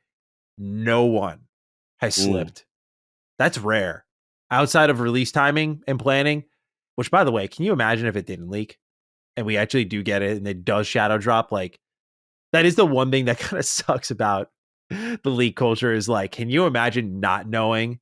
Like, someone who's not listening to our show is out there and they will one day be at work and be like, yo, someone's going to say to them, yo, Oblivion is back. Oh yeah, I played that in 06. No, it's back. They remade it. It's out right now. Can you imagine that feeling? Not even fucking knowing, not even thinking about Oblivion for almost 20 years. And then just like, hey, it's back. That is wild. Yeah, it is. This is such a very interesting situation on how it's potentially heading based on Nate's reporting. It is very. You seem skeptical, so you're making me feel a little skeptical. I am, because somebody just questioned Nate. He's like, I do feel like a shadow drop during the showcase in June would have been perfect. April is wild. Nate responds, these are the plans as of now. Could they change? Maybe. So then someone asked, reveal at Switch 2 Direct, perhaps. He said, haven't heard of a Switch 2 version. And the week of expectation that I've heard doesn't match. So that changes everything. That's why, to me, this still falls back into my initial theory, which is Bethesda themselves handles. So if Bethesda themselves handle, there has to be some form of event or something that they're going to promote to then shadow drop said thing. And that's why I'm just like, this is wild, man. Okay, I have to do something real quick here. Let's go. Since Bethesda is part of the Xbox family, Mm-hmm. we should really break down week by week what's going on in April. Because is there a gap week that Bethesda could strike and be like, it's out now, and they would not step on the toes of any other thing coming out any other week? Well, we do have the release dates of South of Midnight. April 8th. Okay. Right. We do have the release date of Clair Obscur, which they have, Expedition 33, which they have the marketing rights and Game Pass back. It's April 24th. So there's a gap. There's a gap. Right there. Now, Indiana Jones. Right. April 17th. And you don't want to steal the thunder from the PlayStation base that's going to finally get your potential game of the year candidate, right? Yeah. Then Towerborne, if you want to throw it in there, was the 29th. Forza Horizon 5, same day. 29th? What's Forza Horizon 5? Forza Horizon 5 is April 29th. Oh, it's also the same day as... Yeah. It's same day as Towerborne. Oh, I got you. Yeah. So there's a gap between the 24th and the 29th, the 17th and the 24th, and what was South of Midnight? The 8th and the 17th. Technically the 15th, because there's 2-day early access. Yeah. What the fuck, man? I don't know where you fit this without stepping on toes. And it's like your own toes, bro. Yeah. Your own indie toes, your own Todd Howard toes. It's strange. Again, I would have guessed May. I thought, hey, May is the time. But May is Doom. So May is Doom. True. You're right. May is Doom. It is strange. I don't know where they place it. That's what's so crazy about it. But it did say plans may change. And I always felt like June always made sense to me. Like when we heard June, I was like, that works. Shadow Drop, that works. Obviously the showcase, but June also just works like, hey, there's nothing happening in June outside of Death Stranding 2, and you're ahead of GTA. Like you're good. You're good. So I agree. It does feel a little too much right now. And it does feel like, hey, June would be the ideal place. You know, but I mean, I ain't gonna front on Nate. Nate he been cooking. That's what I'm saying. Like this guy's been so ice in his veins lately, down to the Switch 2 reveal, where he would actually know about a Switch 2 version. You'd feel, So, and the key sentence is as planned stand, right? As planned stand, right? Yeah. Both the release and reveal are targeting next month. Strange. Very strange. If you're Bethesda, I don't get releasing in April because again, you have your own stuff that needs attention. Not that Indy is going to make the numbers, even on its best day, make the numbers of an Elder Scrolls 4 Oblivion Remake, but it needs that attention that's not going to get immediately zapped away because I think a lot of people would be like, oh, I'm going to go get not over Indy, but like more people would go to the new shiny thing that's not been around for the last 4 months. Unless, there's another curveball we're not thinking about. Internally, they know something is being delayed. Oh. And then you're like, okay. Right. And now we can move something up. You know what I mean? Now the question is who, right? Who would get delayed? Is it a South of Midnight? South of Midnight's gotta stay. No. They gotta lock in, right? They feel like they're giving their release date. They've locked in. Claire did give their release date already as well. I can see Claire slipping. I don't know if Bethesda based it off of Claire, but I could see them slipping for some reason. I can see it too. I can say, hey, we just need a little bit more time, guys. We made this decision. Maybe, because again, it does seem fluid on some level, because he said as planned stand, like it's still not hard and fast, but the more recent update, according to Nate, is like, yo, this is going to be there. So maybe that's the thing. Or what about Doom? Has Doom locked in a date? Has Doom said, yo, we this date? I'm trying to think. Yeah, Doom's right? May 15th. May 15th? Yeah. And they just committed to a preview event. Okay. So that was going around. So I will mirror your skepticism that it is weird April feels a little weird. It does. It It's just just like, so, feels. I mean, I get you can't avoid the noise that like there's always going to be things happening, but there's quieter months. Like, even if you're like, hey, maybe they're just trying to beat out, like, people are about to spend a lot of money.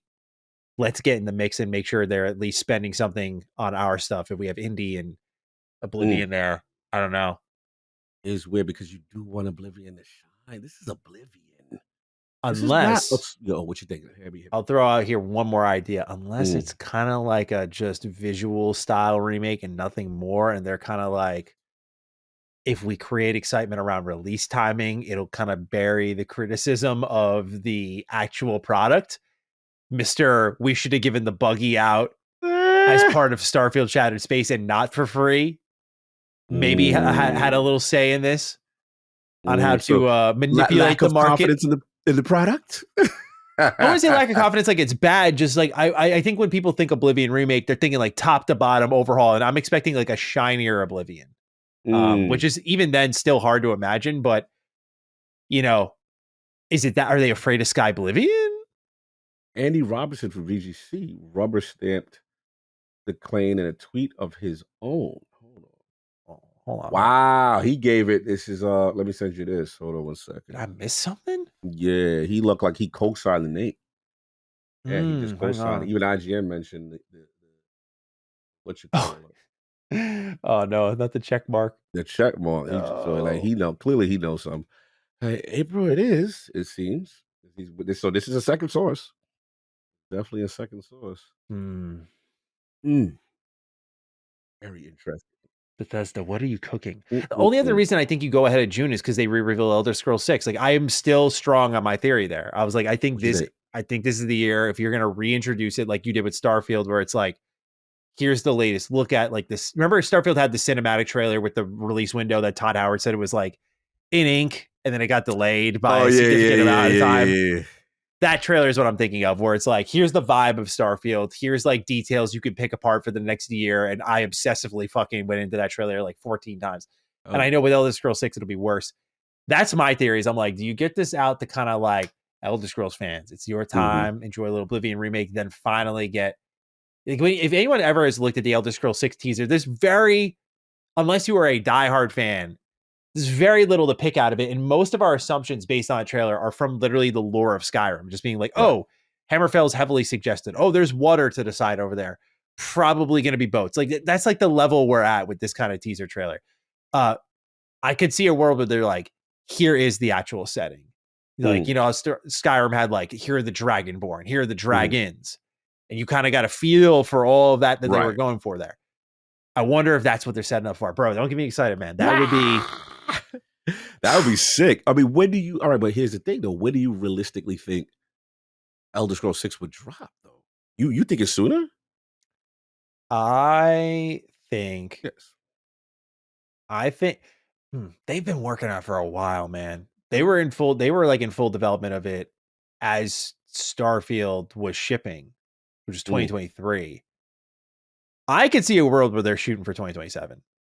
Okay. And would you show it now if you're going to drop 20? I think if I'm looking at Starfield and how Bethesda's like shifted our marketing, I think if you're looking at like setting trailer, as in like there's no gameplay, it's like a cinematics, kind of like what Starfield did, where like the guy's getting into the ship, he climbs up the ladder, and people were like, oh my God, you can actually climb ladders in Bethesda games. And they're like, no, you can't.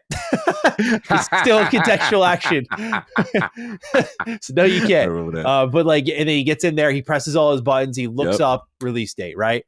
That vibe trailer for Starfield is like, okay, we got the music, ship, what's in that ship, you break it all down. People were breaking down the fucking sandwiches and the books in that thing, bro. Hell yeah. So that's what I'm saying is I think Bethesda embraces that style of marketing.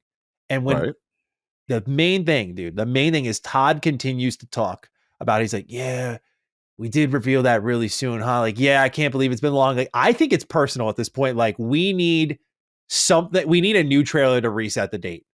Okay. Like, we need a new trailer this year to be like, yeah, no longer has it been longer since that reveal than like when it was between Skyrim and that reveal trailer. Like, no longer is that the case. They've reset the clock, Interesting.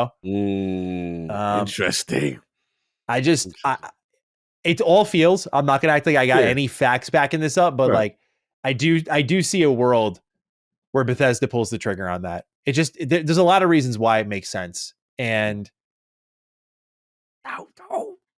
If yeah, you gonna drop in 2025, you gonna drop a sandwich? I mean, I'm just joking. I mean, no, if you guys announce this and you're like, this is what we're doing after Starfield, you get bought by an Xbox in that process. You were doing during their work on Starfield, they had an Elder Scrolls anniversary celebration. They were showing like the environments.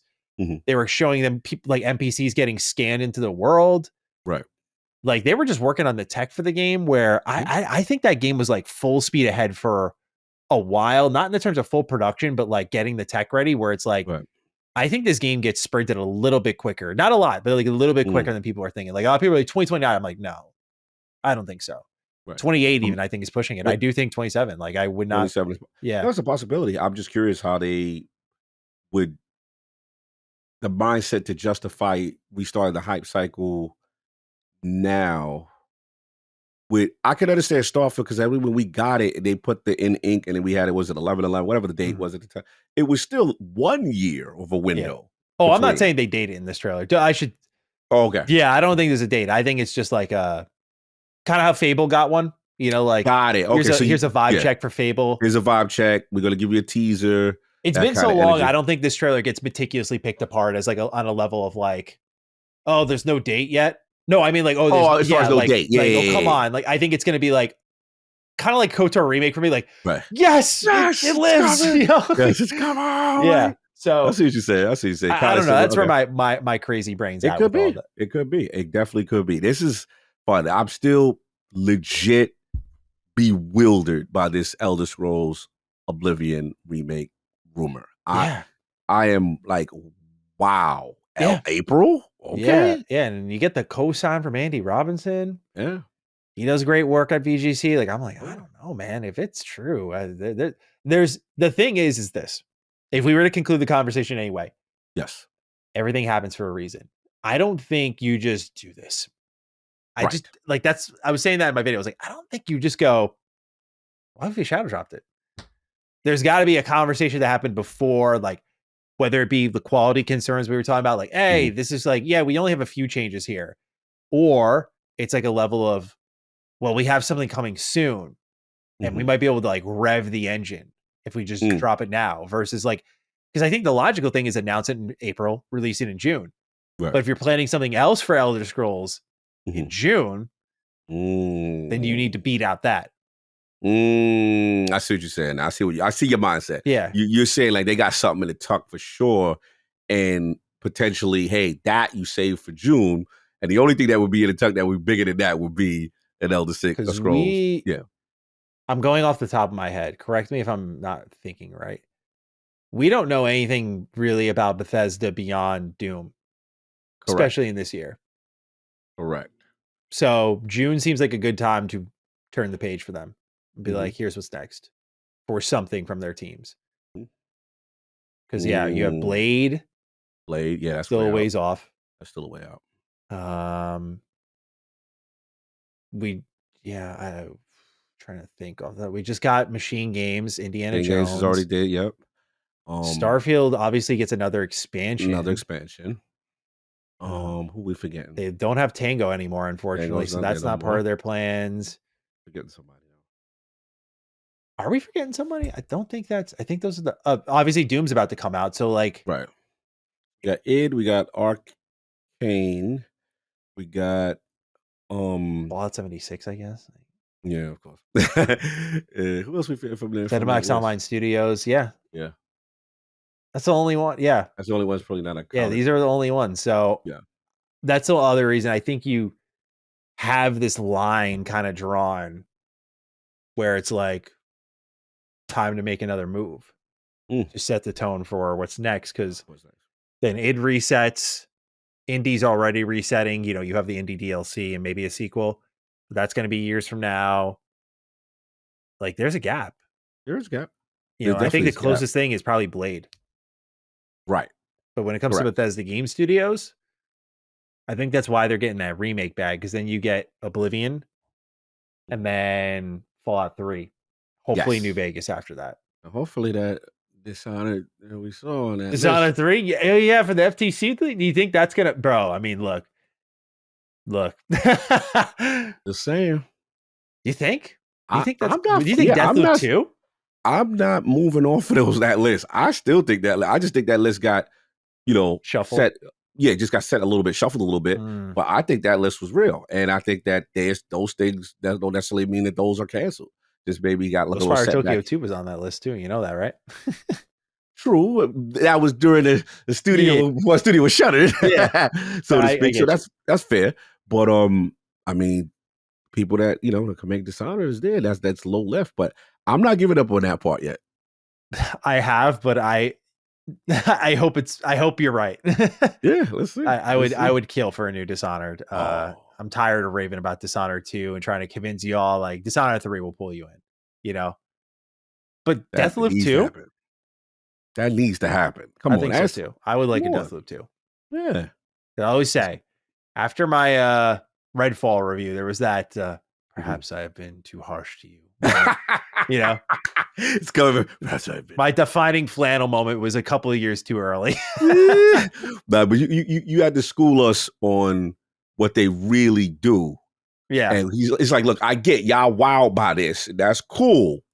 But this is what they really do. Yeah. You know what I'm saying? If I made that review knowing those scores would be what they were, I think my review would have been more scathing towards the people reviewing it than the actual content of the game. Gotcha. But yeah, just a really interesting time for Bethesda. We had a fun question here, and then we'll move on to our next subject. Nick Vinton writes, "Hey, Dukes, not sure if this is a Dukes topic, but with the Oblivion remake seemingly around the corner, is it worth it to try OG Oblivion for the first time or wait for the remake? Sadly, I've only played Skyrim, Elder Scrolls Online, and a few other games from Bethesda. What features are you hoping will come out of this remake? It's going to continue to be an exciting year for gaming, and I'm sadly looking to catch up on my backlog, and it's too much right now. I love your show so much. I look forward to hearing both of you each and every week. Is my ROG Ally Extreme about to be outpaced by an Xbox Steam ROG Ally kind of day?" Ooh, I like that. Thank you, Nick. Look, Nick. Is it worth it to pick it up, Cog? Do you do the original? If that chip ain't better than mine, and then we gonna talk about the next topic as far as what's going on with handheld stuff. Yeah. But I'm waiting for the stats.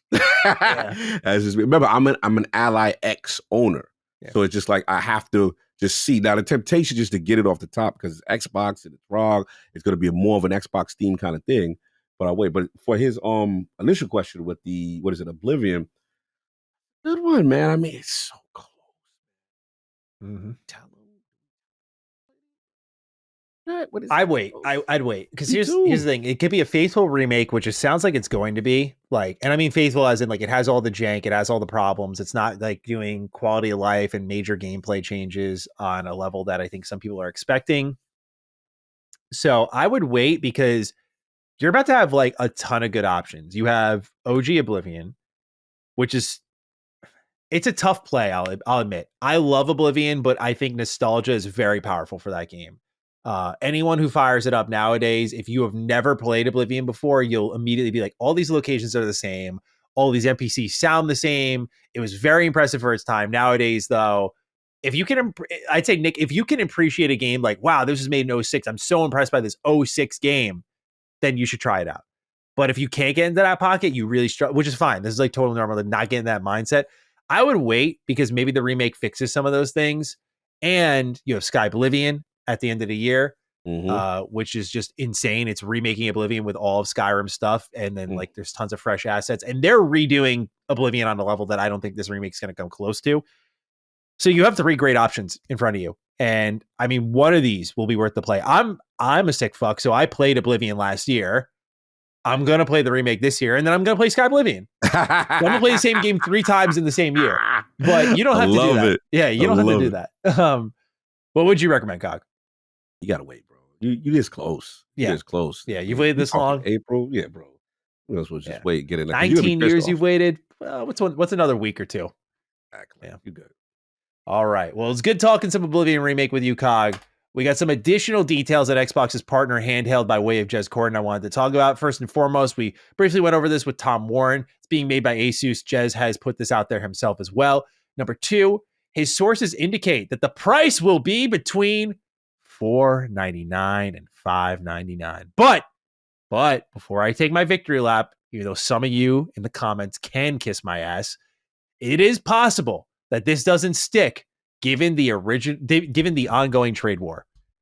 And then last but not least, only games that fall under the Xbox Play Anywhere banner will work as a single purchase entity across Xbox One, Series X and S, and Keenan, similar to the ROG Ally and Lenovo Legion Go. So just a little bit of pieces of info there. I think the main one to talk about here is the price point. How are we feeling about this COG? We talked a little bit last week on where it can land. I said I think Xbox is going to try to eat on this one and go for 500. Now, obviously, with tariffs and today's trade war in consideration, there is a possibility that Xbox goes, not for that price. And I would not blame them. I would understand if they passed it on to us, because I was reading an article and like a lot of game prices are going to get passed on to the consumer in our industry because there's only so few leaders here that make products, make hardware. So I could see a world where I end up being wrong. But if these prices stick, where does this fall for you? Pleasant surprise? Pleasant surprise. Because it just shows me that they want to do learnings on price point, and they want to do learnings. I also want to see where that battery life falls in, because if they're able to get $500, let's say it's between the Steam Deck as far as power initiative, as far as the power potential of it, but underneath the Ally, so it's in that middle thing, and you hit the 500 sweet spot, and then you have a decent battery life, or you made improvements in battery life. And then also to see where the Xbox brand goes on an Asus, hardware. This is a learning thing. So no, it's actually that's actually pretty smart. I wouldn't have any problem with that. Again, just me being the techie that I am, the guy that has to have the most powerful, sometimes. Sure. For me as an Ally X, I just want to see, is there enough positives over it that I'm like, all right, you know what? I will still get this device. That I'm just curious, because I will say this: if they say, "Yo, the battery life is tremendous. You're getting 4 to 6 hours on a AAA," that changes things, right? And you may not have as much memory, or maybe your processor is not 100%, bar for bar with the Z1 Extreme of the ROG Ally X. But hey, that's still an impressive thing. And now I will say, if they have, we're talking right now about, I think Tom Warren put out the article with the Windows 11 compact mode. Now people with the whole using a controller 100% through, right? Being able to control Windows 100% through, and having a true compact interface, that changes things. And let's just say that UI is ready with that device. And they hit us with it'll come later to Ally or everything else, but this debuts with it. That changes things. I'm like, now we doing a Steam Deck-esque UI that is very user-friendly. I ain't gonna front. And now, this will probably be the long shot. I know there's probably not going to be Xbox console Game Pass on it. But if they have any Xbox console-like features in addition to this device, now you really gonna tempt me to go out there and run. So it's going to be how the UI, the interface, the other little bells and whistles and the features add up. And if there's enough bullet points, I'd get it. But if it's like, okay, it's it's a little lesser version of the Ally X, it's pretty much same, not too many changes. Or, hey, Ally X guys, you also going to get all that stuff too, then I'm good. I'll wait where I'm at, because they got to think. So that's where I'm at. But what about you? Like, where are you? You day one regardless, or you just gonna wait and see? Yeah, I think the branding might just get me. Just it'll be clean. Lie, like just the idea that I could pick it up and be like, yeah, an Xbox themed handheld, like, bro, 100%. I feel you. I will say, what would drive my excitement is that user experience, though. That feeling of a new UI customized for the handheld experience. That, again, I expect this to be whatever Xbox is doing on mobile. Like, they're using mobile as the test bed for Copilot. They're using mobile as a test bed for everything. They want their own mobile storefront. I feel like Xbox is about to flip like 4 different breaker switches at once. Yes. And just be like, bang, they're all online and it's all in this. And I think that's what's going to happen.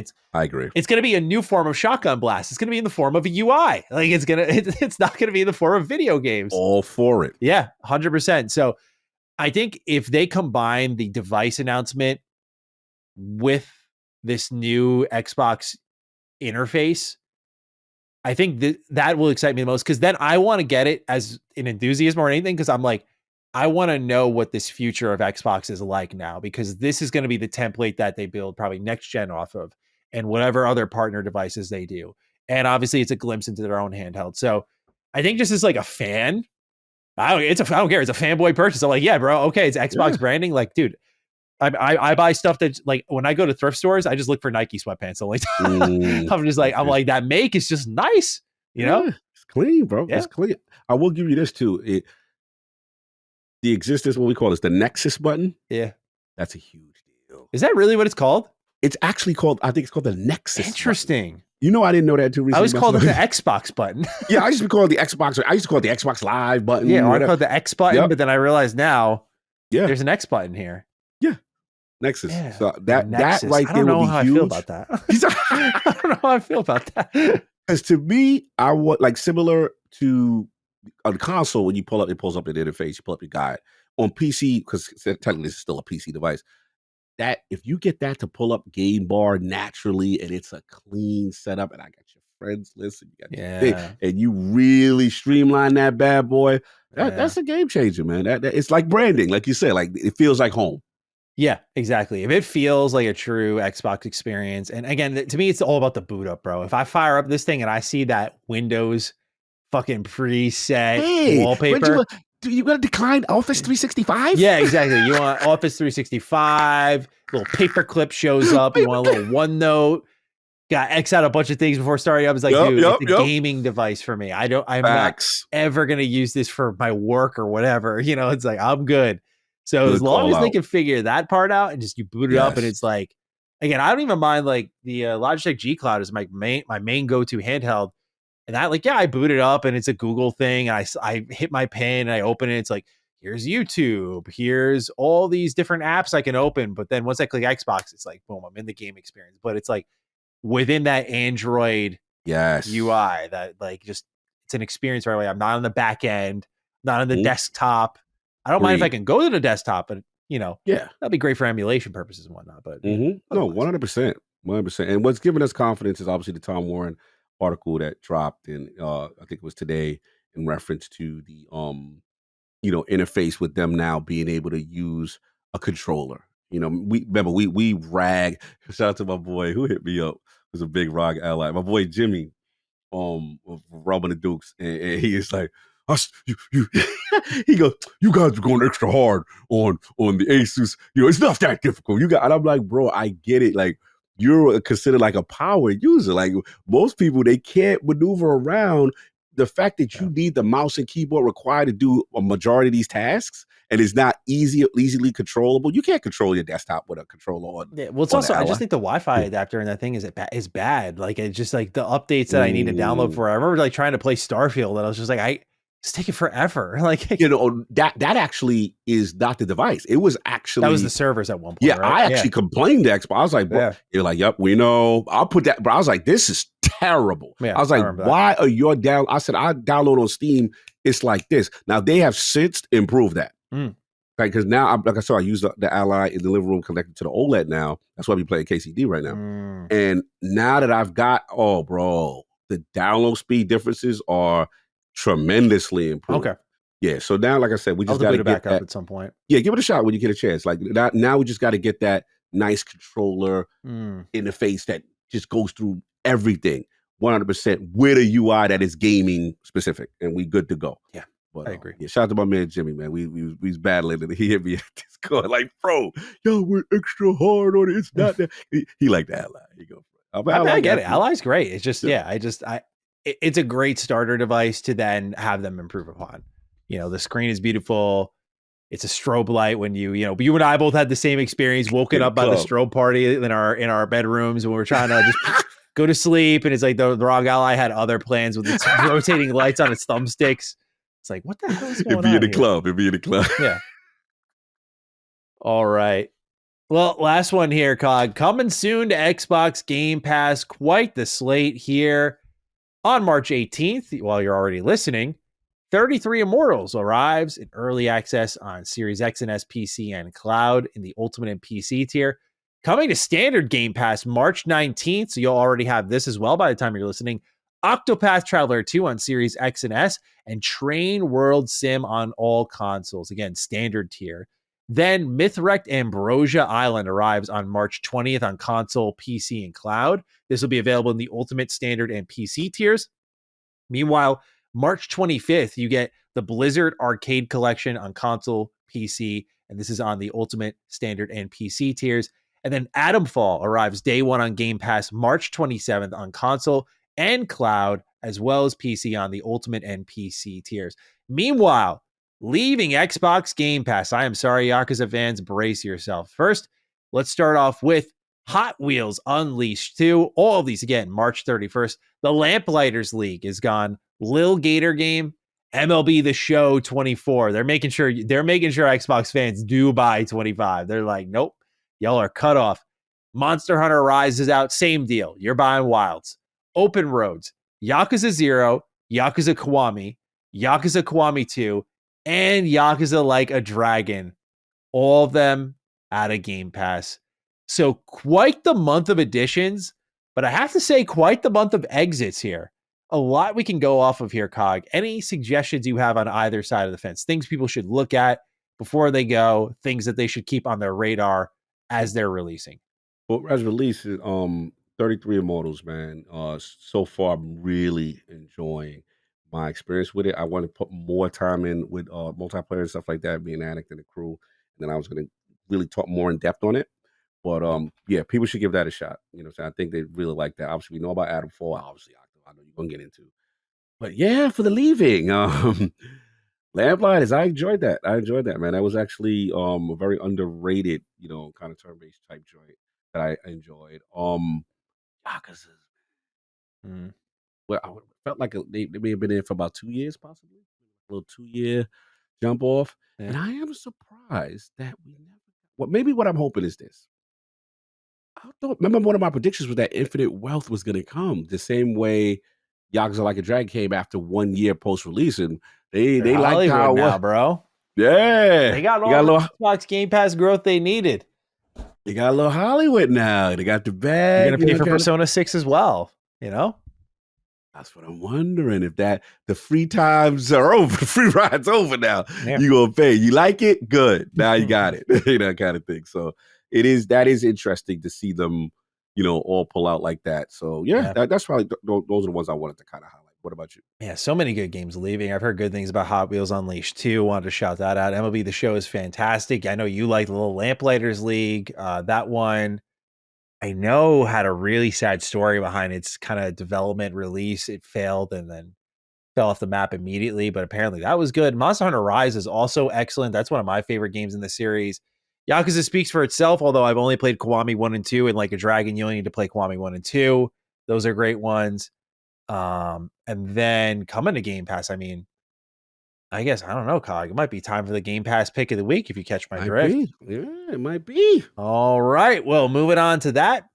My Game Pass pick of the week is your brand new edition of course, Octopath Traveler 2. I imagine no one is surprised with the addition to the service that this would be my pick the week it's coming out. But, I mean, look, this is one of the best JRPGs ever made. It really is. I find... One thing I really appreciate, I'm going to jump to Suikoden real quick. One thing I really appreciate about Suikoden that I'm noticing reviewers are getting better, I feel, with reviewing pixel art RPGs because people are appreciating things like the amount of unique animations and sprite sheets for, like, Suikoden will have people like looking around, looking down, eating, and all of these are like unique drawings that are just not easy to do. It takes so much time.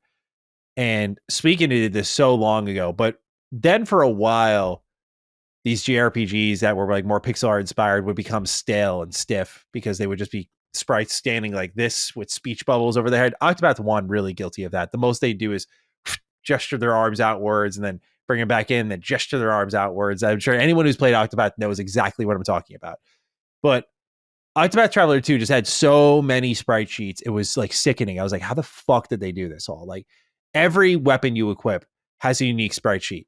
That's unheard of. Mm. Usually, like, this is the compromise you make in sprite-based games. Like, yeah, because every weapon you hold is a drawing and an animation. And while there's draw overs per animation, I get all of that. It still doesn't change that some of these weapons are very different in size, in color, where I'm like, how did y'all do this? It's literally a AAA game in pixel art. So the presentation is where I wanted to start off. Like, it's just incredible. The lighting and their just color grading work, like everything on the visuals, their blur, their Gaussian blur, everything they do to create scenes and spectacle is so effective that they make pixel art feel epic, which is so hard to do. But they do such a wonderful job with that. The job system's really good. Just the way you get to rotate all these characters different classes. But I think the biggest compliment I can really give it, because the gameplay does speak for itself, and while it's mildly evolved from the first one, I mean, if it's not broken, don't fix it. The first one's combat was amazing, but Octopath 2, its biggest single improvement, in my opinion, is the writing. I think the characters are wonderful. I mean, these are some dark stories these characters tell as well. Like, they really didn't pull any punches. I think in particular Throne is just such an incredible story. I still think about it all the time. I'm like, that's so good. So many great characters, such an enriched world, and they interact a lot more. I don't think this game got enough credit for it. I saw some reviews saying like, yeah, these characters don't interact. And I'm like, what are you talking about? It happens all throughout the game. I'm like, this is not something that's tucked away. Like in Octopath 1, you had to like earn all these party members and then gradually they'd start interacting more together. Like, no, Octopath 2 is like pretty immediately these characters are talking to each other. They don't share a storyline, but they interact throughout. Like, you'll have a cutscene play out and then there'll be episodes afterwards that you can like watch these characters talk to each other. And I'm like, this is a party. Like, this is a JRPG party and they're going over their problems together. It's just a spectacular game. Music, art, combat. Not a moment in this game is wasted. It is just really, really good shit. So absolutely a must play at some point in time if you love JRPGs. It is one of the best ever made. We have a follow-up here for another Game Pass pick of the week. It goes to Badfish 10. Hey, Mr. Throaty Plays and Lord Crocnito. Just wanted to throw a Game Pass recommendation your way by the name of Mullet Mad Jack. It's a first-person roguelike with a 10-second timer, with additional kills giving you more time to complete the level. It has a great 90s aesthetic and art style, and its frenetic, quick gameplay made it a great Game Pass game. Thank you for all the laughs and content, guys. Our pleasure. Appreciate you listening. Ooh, I saw this one and it caught my eye. Like, I saw a little bit of gameplay. I was like, this looks good. King put me onto it. Oh, he's playing it? Yeah, he's raving about it. I got to get to it, but yeah, I like the style of it. It's a very good look. I agree. So just a lot of stuff happening on Game Pass this week. So really, really good. All right, Cog. We've been here for a while. It's time for us to wrap up. We had our hashtag picked earlier. Gotta scratch that itch, right? Scratch that itch, DD. Yeah. We've been scratching a lot of itches with all these games lately. So we ask you to join us in the scratch. Go ahead. Use the hashtag scratch that itch, DD down below in the YouTube comments, or you can tag us on Twitter. I'm at G7status. Cog is at Lord Cognito. You can go ahead and tag us there again. Scratch that itch, DD. Definitely going to look wrong out of context, but you know how it works here at the Dukes. You know what we do here. It's just unavoidable, especially if I'm like sitting here running us through the show. It's just going to happen, man. Just, we're going to just have to roll with it. All right. Cog, it's been an excellent show. Any closing thoughts as we wrap this up? Fun one, man. A lot of stuff going on, man. Oh my God, so much going on. I do have a little dread now in April. I am like, April is looking like a murderer's row kind of thing. Yeah. And now I'm going to have to make business decisions. Yeah. And now I'm looking at the games. I'm like, I got to wrap. So I got to really power through a lot of things. Yeah. It's the crazy. Brace for April is how I'm looking at it. It's crazy because like May is right there. For me, at least, I see Doom. I see Lost Soul Aside. That's plenty. And I'm like, that's, we could fit another game in there for if you're a release cadence. We thought February was bad. But March was sneaky busy, at least for me, because of so many JRPGs I had to start up and like mess around with. And then on top of all of that, you have April, which is looking to be stacked, especially if you're in the Xbox ecosystem. There's a lot going on there. Clair, alphabet for me alone I'm just like, all right, that was going to be a lot, but at least you figured, all right, South is 10 to 12, okay. You know what I'm saying? But Yeah, like now a they little want optimism at first.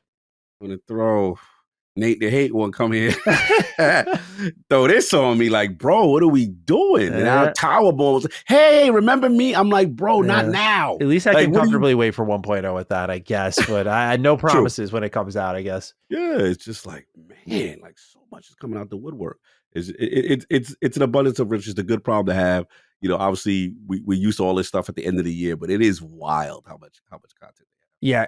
The end of the year is going to be interesting because I feel like we're trying to get as much out as we can now because everyone's trying to get ahead of GTA by like a significant amount. So I'm really curious if companies do avoid GTA or we just get this same deal in the last 3 months of the year, you know? We'll see. We'll find out. We'll suffer through it. I put suffer in quotes through it together.